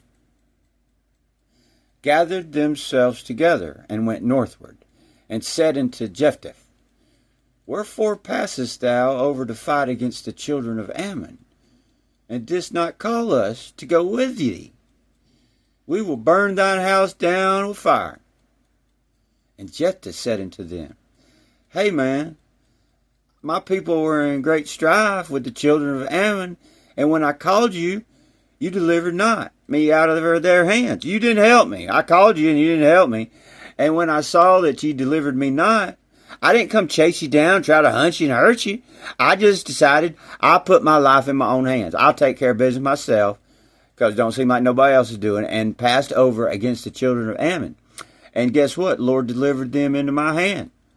So why are you coming up here now and trying to start stuff to fight against me?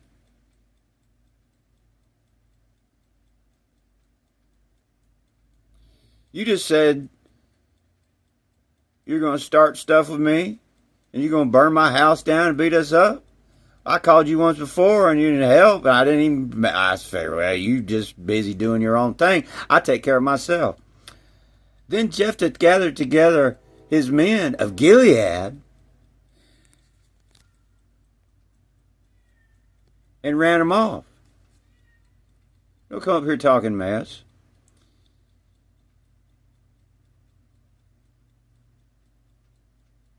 And the men of Gilead smote Ephraim, because those people from Ephraim come up there starting stuff, said, you Gileads are fugitives of Ephraim among the Ephraimites and among the Massonites.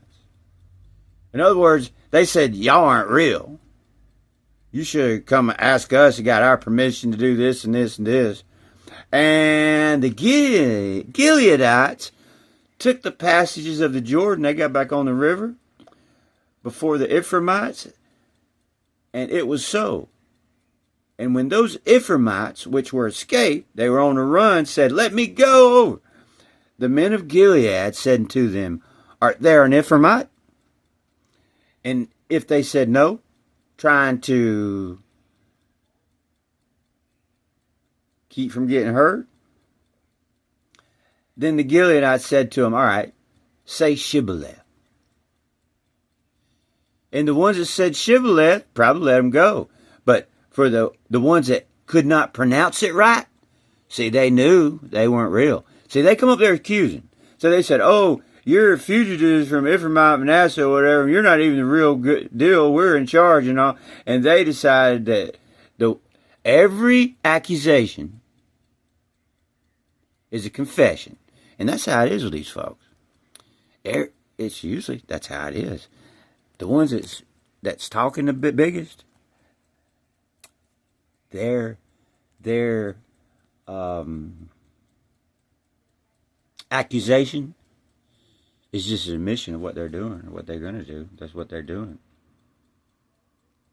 Then said unto them, Shibboleth. And if they couldn't say Shibboleth and pronounce it right,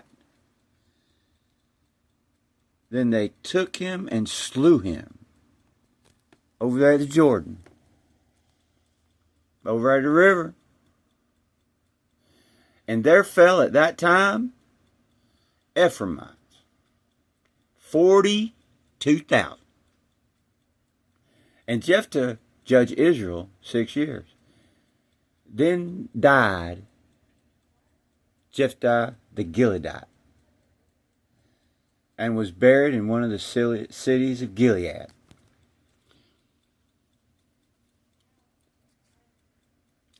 And after him Isban of Bethlehem judged Israel. And he had 30 sons and 30 daughters, whom he sent, oh, that boy was busy, and sent abroad, and took his 30 daughters from abroad for his 30 sons. And he judged Israel 7 years. Then died Isban, and was buried at Bethlehem. Then after him Elon, a Zebulunite, because Zebulunites are up there in Bethlehem, judged Israel, and he judged Israel 10 years. And these Gileadites wasn't playing around, because the Ammonites were coming up, messing with them. The Gileadites is over here in coals here. And after him, Elon the Zebulunite judged Israel. And Elon the Zebulunite died and was buried in Jajan in the country of Zebulun. And after him, Abidan the son of Hillel, a Pirathite, judged Israel. And he had 40 sons and 30 nephews that rode on 70 ass colts. And he judged Israel 8 years. And Abdon the son of Hillel the Parthonite, and was buried in Pirathon. These pirates in the land of Ephraim, in the mount of Amalekites. In the forest.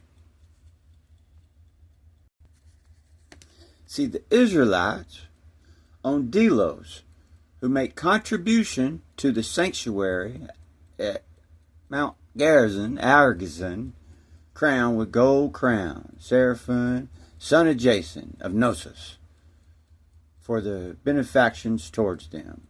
The Israelites who make contribution to the holy sanctuary at Gerizim honor Menopos, son of Artemidos, of Herculon, both himself and his descendants, for constructing and dedicating out of his own hands, out of his own funds. Let's see. Nope. Guess what? That's not Latin. That's Greek right there. Yeah.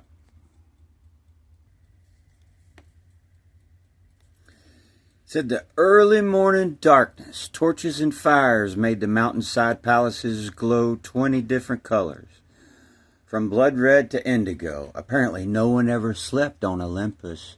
The twisting streets were full of demigods and nature spirits and minor godlings busting about, riding chariots and sedan chairs carried by cyclops. Winter didn't seem to exist here. I caught the scent of the gardens in full bloom, jasmine and roses and even sweeter things I couldn't name. Music from many windows, the soft sounds of lyres. You know what's interesting? You look over there in the Talmudic Hebrew writings, and they're like talking about no gardens around the temple. No gardens. No gardens over there. And they couldn't even have roosters. But the UNESCO did go ahead and make a UNESCO site, the Babylonian Talmud. That way they preserved a good copy.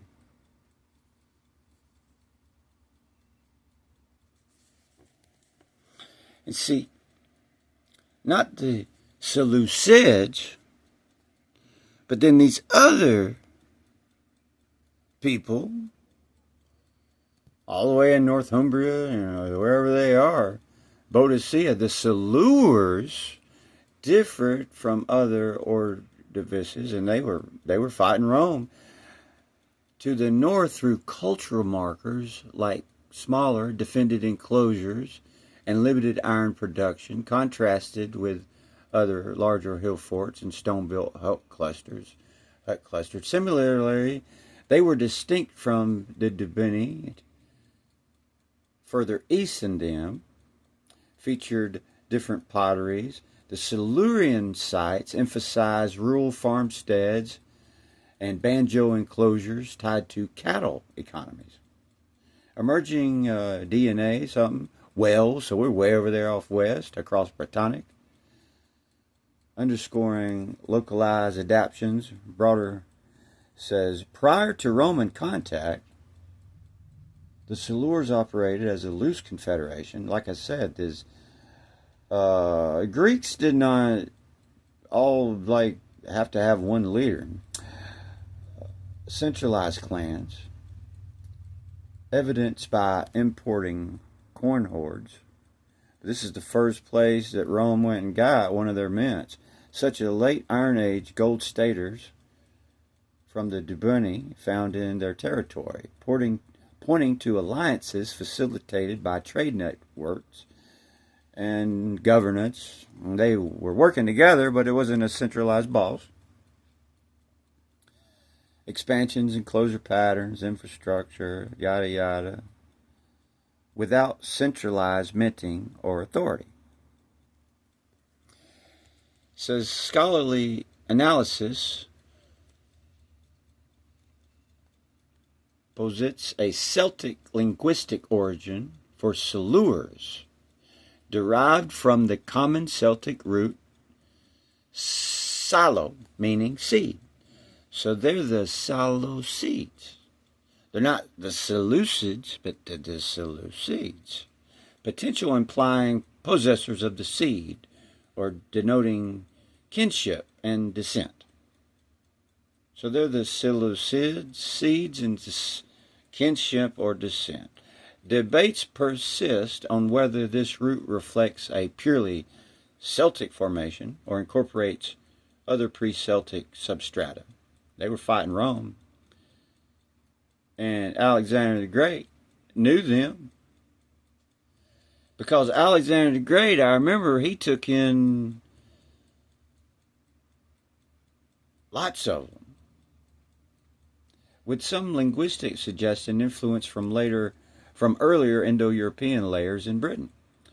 Though evidence, so they were just the same family, evidence remains, and they both fought Rome for a while, evidence remains inconclusive. Brothers and sisters, comparison to the Iberian Siluri tribe, noted by Pliny, for physical similarities between the British Silurs and the Spanish peoples. Fuel discussions on possible trans-Pyrean connections, but no direct etymological link. At Seleucids, and they're writing Greek. The Roman historian, that's why I said earlier, that thing says, well, the West would have started writing Greek and not remain Latin. Well, they were already writing Greek. They fought over those dates. They were already had Greek up there. And the like.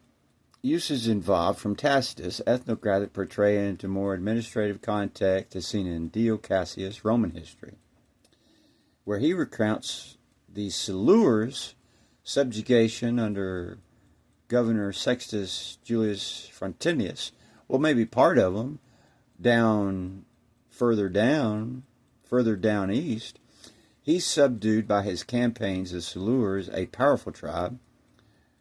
This shift highlights the name's transition from a marker of resistance to one of provincial integration, with letter writers of Ptolemy treating it as a stable civic identifier. They captured a mint, best known, best known for their fierce and prolonged resistance to Roman conquest in the mid-1st century.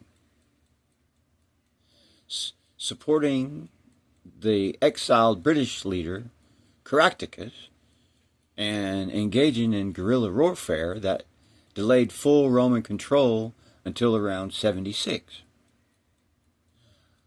under Plotinus. But they didn't make it all the way up. Archaeological evidence reveals a society centered on hill forts and Languin camp and defensive strongholds and possibly centers of elite control over surplus resources. Their economy was mixed, relying on pastoral cattle, sheep herding, cows, barley, wheat, limited trade in high-status goods that indicated emergent social hierarchies among warrior aristocracies. Roman historian Tacitus describes the Silure seed as having swarthy complexions and curly, dark hair, suggested possible Iberian influences, and noted the habitat in woody, boggy uplands where they built temporary structures suited to mobile raiding lifestyle. Oh, I should pull out, I should just pause and pull out more Plutarch lives, because it's the same as description as Alexander the Great. The Roman campaign against them began under Governor Astorius Scapula around 48 to 52. On what calendar?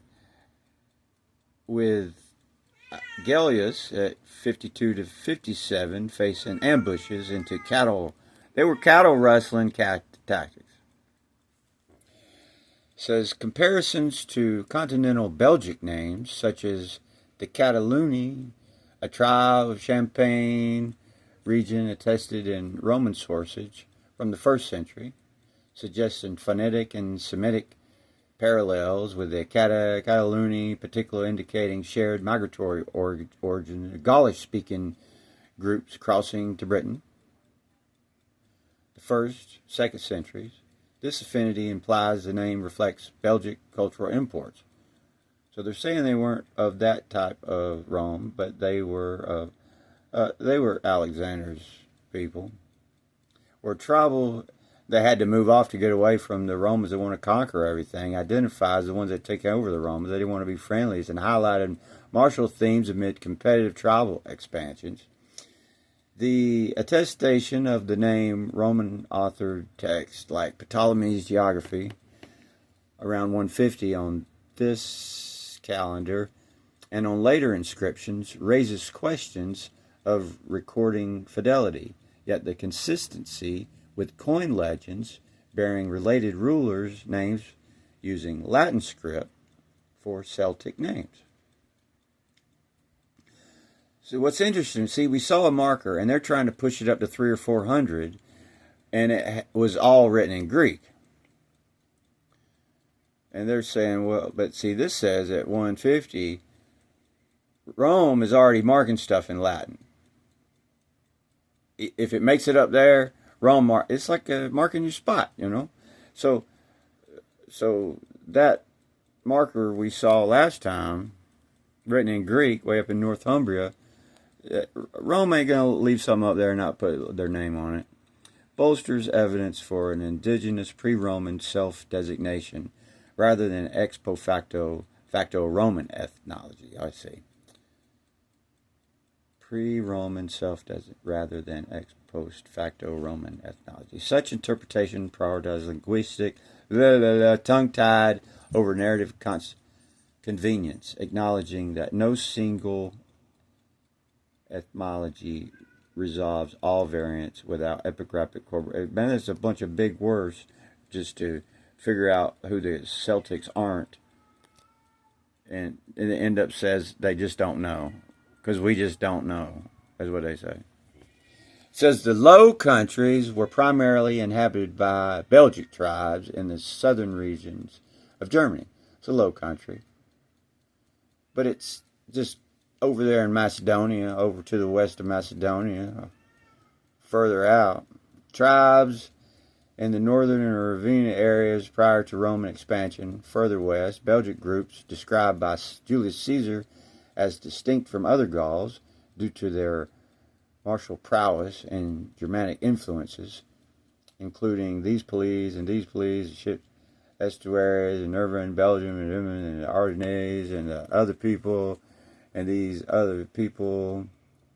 And then they did form coalitions, but they weren't united as one. But they did against invaders. Germanic tribes occupied the Rhine Delta and coastal zones, such as these Badvadians, and the Chadies, and the offshoots, and the other ones, and the riverine warfare, and the other people, and the Frizelli, and the Canophates, and the Frieslands, and some Breries, and the Chalchis, and these other ones. And they kept the Roman influence out, engaging in for a while. Part of them still do today, kind of, on paper. Semi-nomadic herding, fishing, and raids while maintaining tribal assemblies. An Iron Age fortification like Turks against flooding. Archaeological evidence, including the Latins, they say in Latin and Hallstatt's one of the earliest digs, archaeological places, and started trade, Roman trade, around 50 BC, indicating early exchanges but persistent tribal autonomy, with no centralized states. Roman conquest, but they come together to fight invaders. Roman conquest began with Julius Caesar. The Gallic Wars, 58-50. 57, Caesar crossed the Rhine.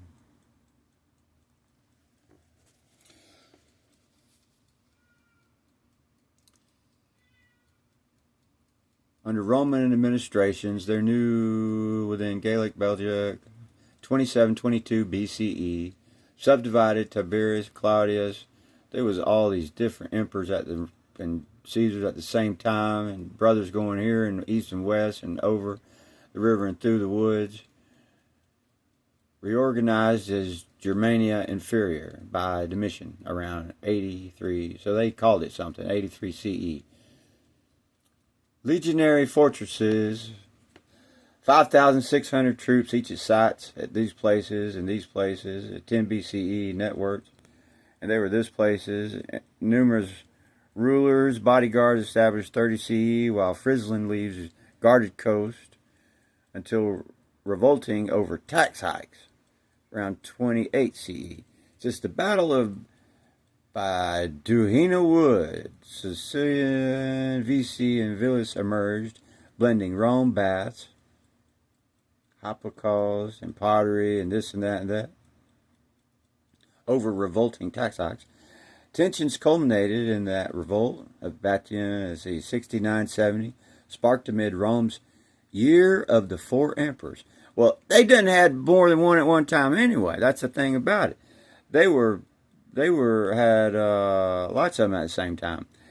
But see, when they're trying to get everything centralized, even they're having a hard time because they got so many at the same time. So how are they going to do that?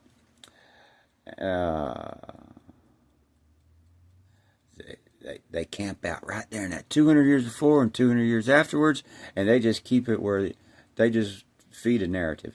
And the murder of Governor Hordeninus Flaccus led to the Romanized Batvian noble something who mobilized auxiliaries against stuff.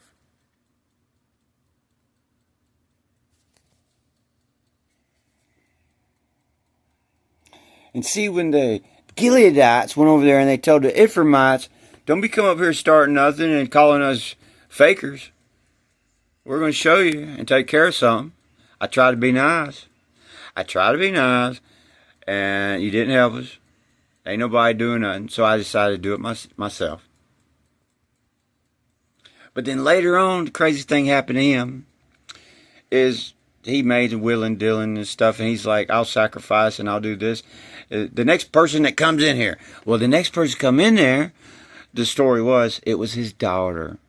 So he kept his word, and he ended up sacrificing. It says he killed it. Now, there's literature that says that was just a story and this and that, and he sacrificed his own daughter to keep his word.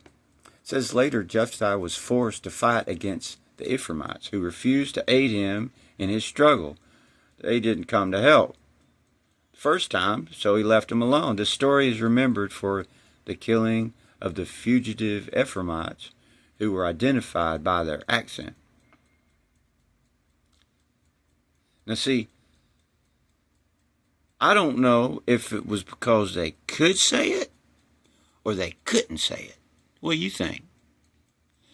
Maybe since the Gileadites could say Shibboleth, then he knew that the real Ephraimites could say Shibboleth. But when the fake Ephraimites that come up there and start, when they couldn't say it, maybe that's when he took their heads off.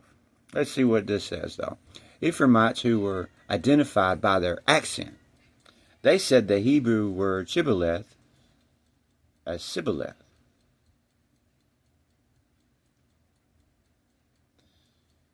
At that time, 42,000 of the Ephraimites fell. Jephthah is referenced once in the epistle to the Hebrews. It says, according to early Jewish tradition, Jephthah was buried in Ajan,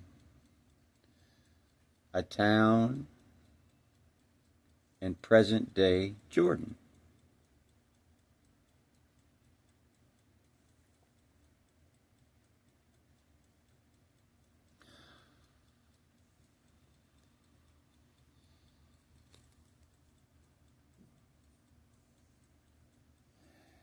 And his daughters remembered, for reasons.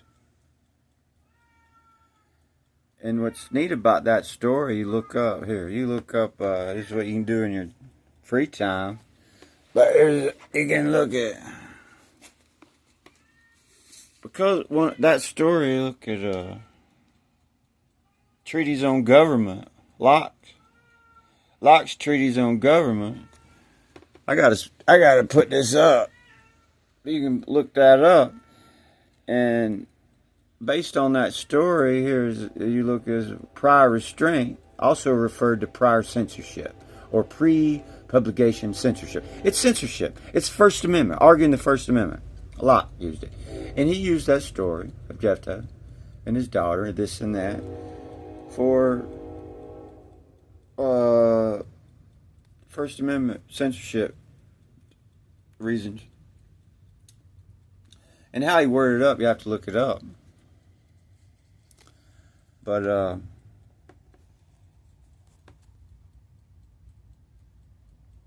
see, with the Romans,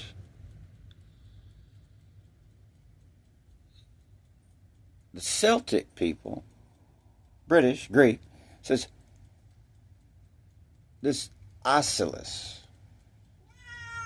he's known from 3 inscriptions in Roman Britain. They got to call it Roman Britain.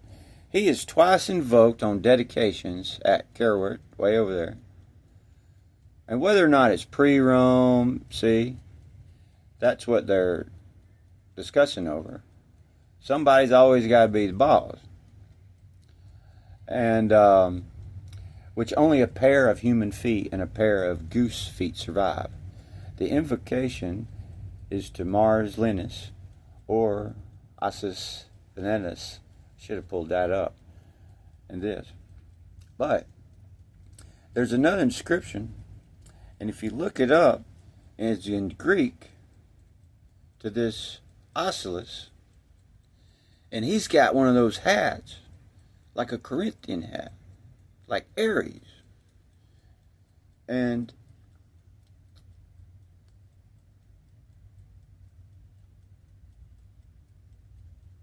it says, so Asellus seems to have been a British, perhaps Silurian god.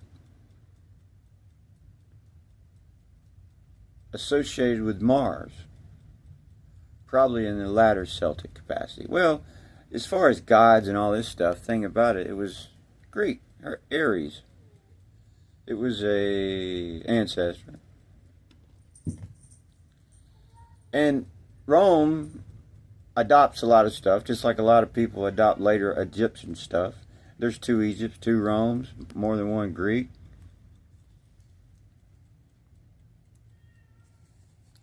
But it's interesting. Linus Mars, and he looks like Ares.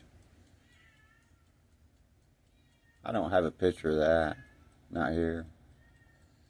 But Silurian. And the Celts,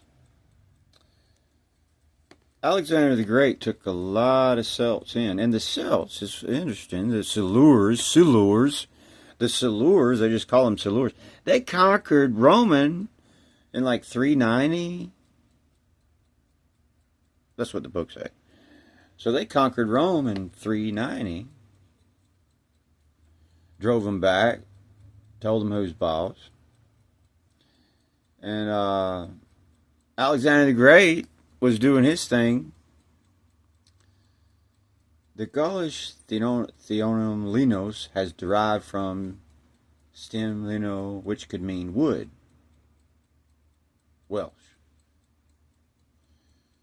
It says his name most often appears in inscriptions as Linus Mars, rather as Mars Linus, as would be expected. Mars. It says while the book of religious inscriptions are in Latin, the early ones, it says Ares in the Greek version up there.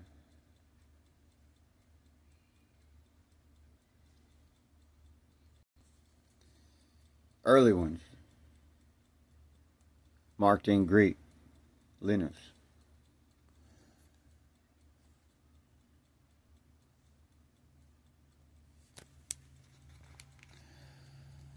Oh.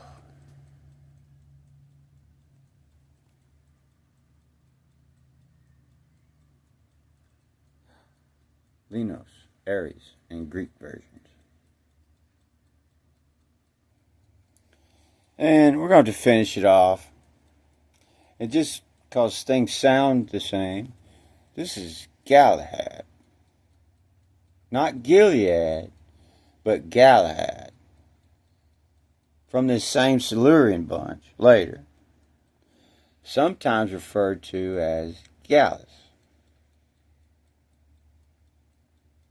Or Gallus. Among other versions of his name, originally Gallus is the prime achiever in crazy Holy Grail stuff, prose, Arthurian legend, in which a teenage Galahad is the greatest knight of King Arthur's Round Table. Those Gileadites. But in this case, it's the Galadites, yeah. And it's not Ephraim's farmer's forest, it would be Sherwood Forest, right? In this narrative.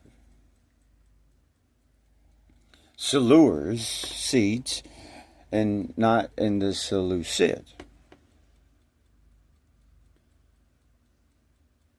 It says Galahad was a stepson or something of Lancelot and Elaine.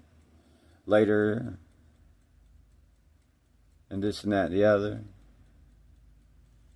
And Seleucid people.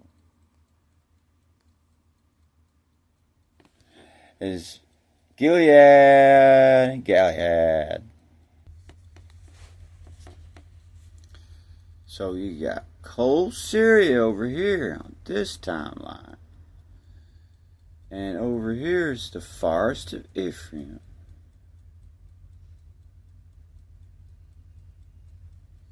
Cold Syria. And Gilead over here.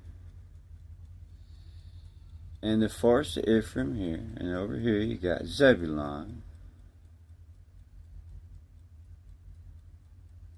And over here you got Tyre.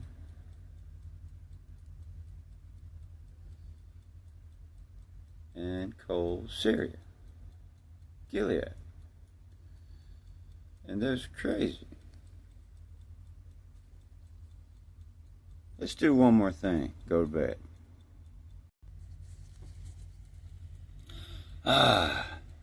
It says, in the first year of Cyrus, king of the Persians, that the word of the Lord might be accomplished, that he had promised by the mouth of Jeremy. The Lord raised up the spirit of Cyrus, the king of the Persians, and he made a proclamation through all the kingdom, and also by writing, saying, Thus saith Cyrus, king of the Persians, the Lord of Israel, the Most High Lord, hath made me king of the whole world, and commanded me to build him a house at Jerusalem for the Jews. If therefore there be any of you that are of his people, let the Lord be with him, and let him go up to Jerusalem in the Judeas, and build the house of the Lord of Israel. For he is the Lord that dwelleth in Jerusalem.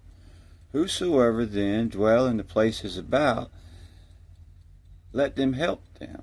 And I say that are his neighbors, with gold, and with silver, and with gifts, and with whatever you got, horses and cattle and other things, which have been set forth by vow for the temple of the Lord in Jerusalem.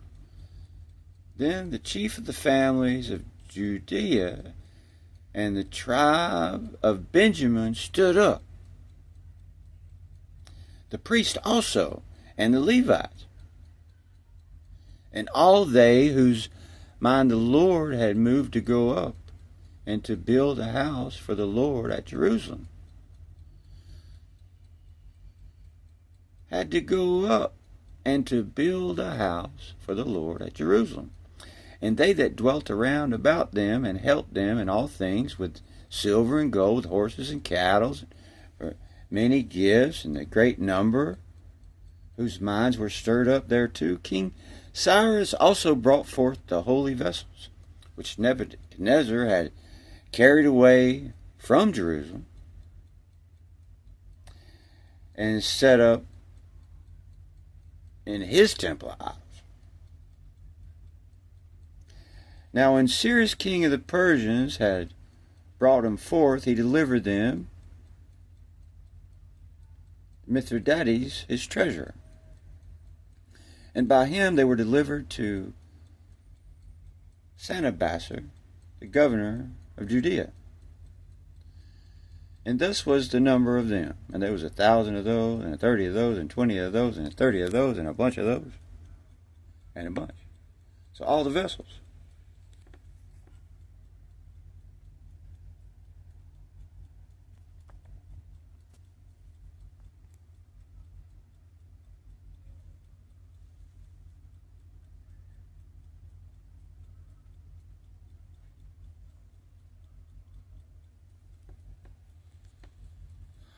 Oh, I need chapter 2.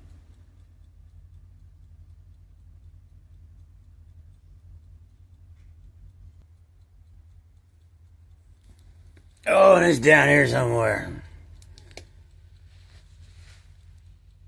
I don't have an electronic copy. Let's see. It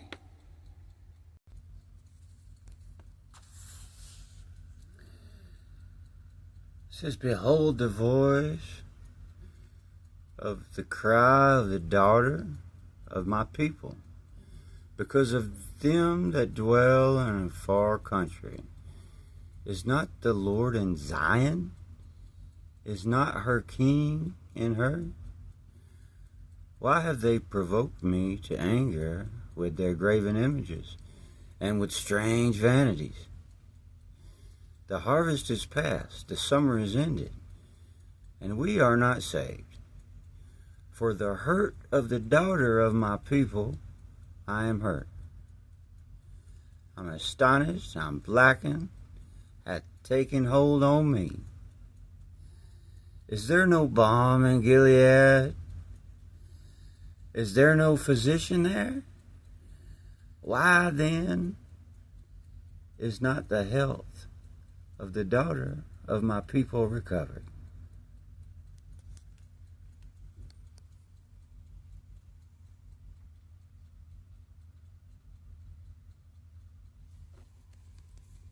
Oh, what did he say? King Artaxerxes, our Lord, thy servant, he said, come. I come up from you. There was so many cups and the silver, and I was going to build a temple again, build the marketplaces. And now, if this city and the walls thereof are made up again, that the Jews that are come up from you to us, being coming to Jerusalem, if they be made up again, the temple will not only refuse to give tribute, but also rebel against kings. And for as much as the things pertaining to the temple are now at hand, we think it meet not to neglect such a matter, but to speak to the Lord, to the king, to the intent that if it be your pleasure,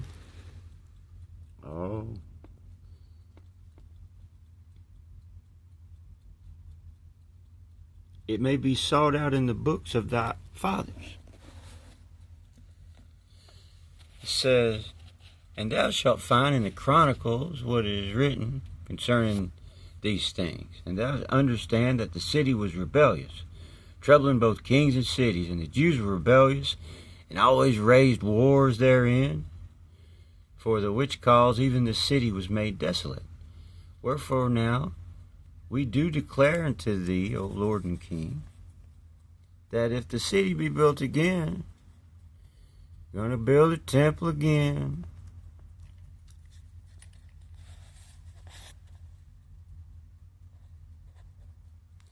and the walls thereof set up anew, that thou shalt from henceforth have no passage into cold Syria and Phoenice. Look at that bug. It says, to King Xerxes, our Lord, thy servant, Remus, the story writer, Rathamus, the story writer, and Semelius, the scribe, and the rest of their council, and the judges that are in cold Syria and Phoenice. I am but a worm. It said, now therefore, and the men therein were given to rebellion and war, that mighty kings and fierce were in Jerusalem, who reigned and exacted tribute in cold Syria and Phoenice.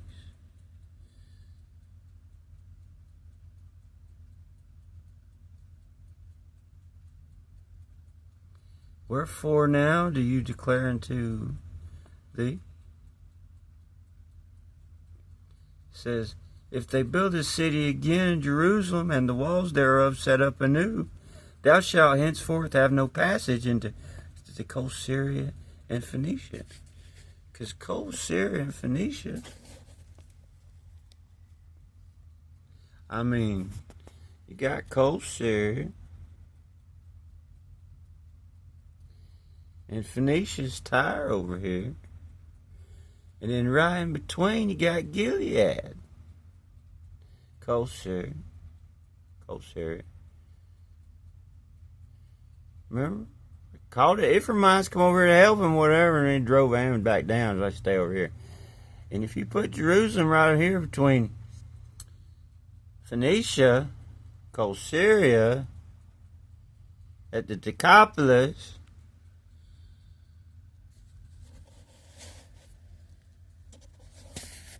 says King Artaxerxes. His letters being read. Rathamus and Simus the scribe, And the rest that were in commission with them were moving in haste towards Jerusalem with a troop of horsemen and a multitude of people in battle array, began to hinder the builders. And the building of the temple in Jerusalem ceased until the 2nd year, the reign of Darius, king of the Persians.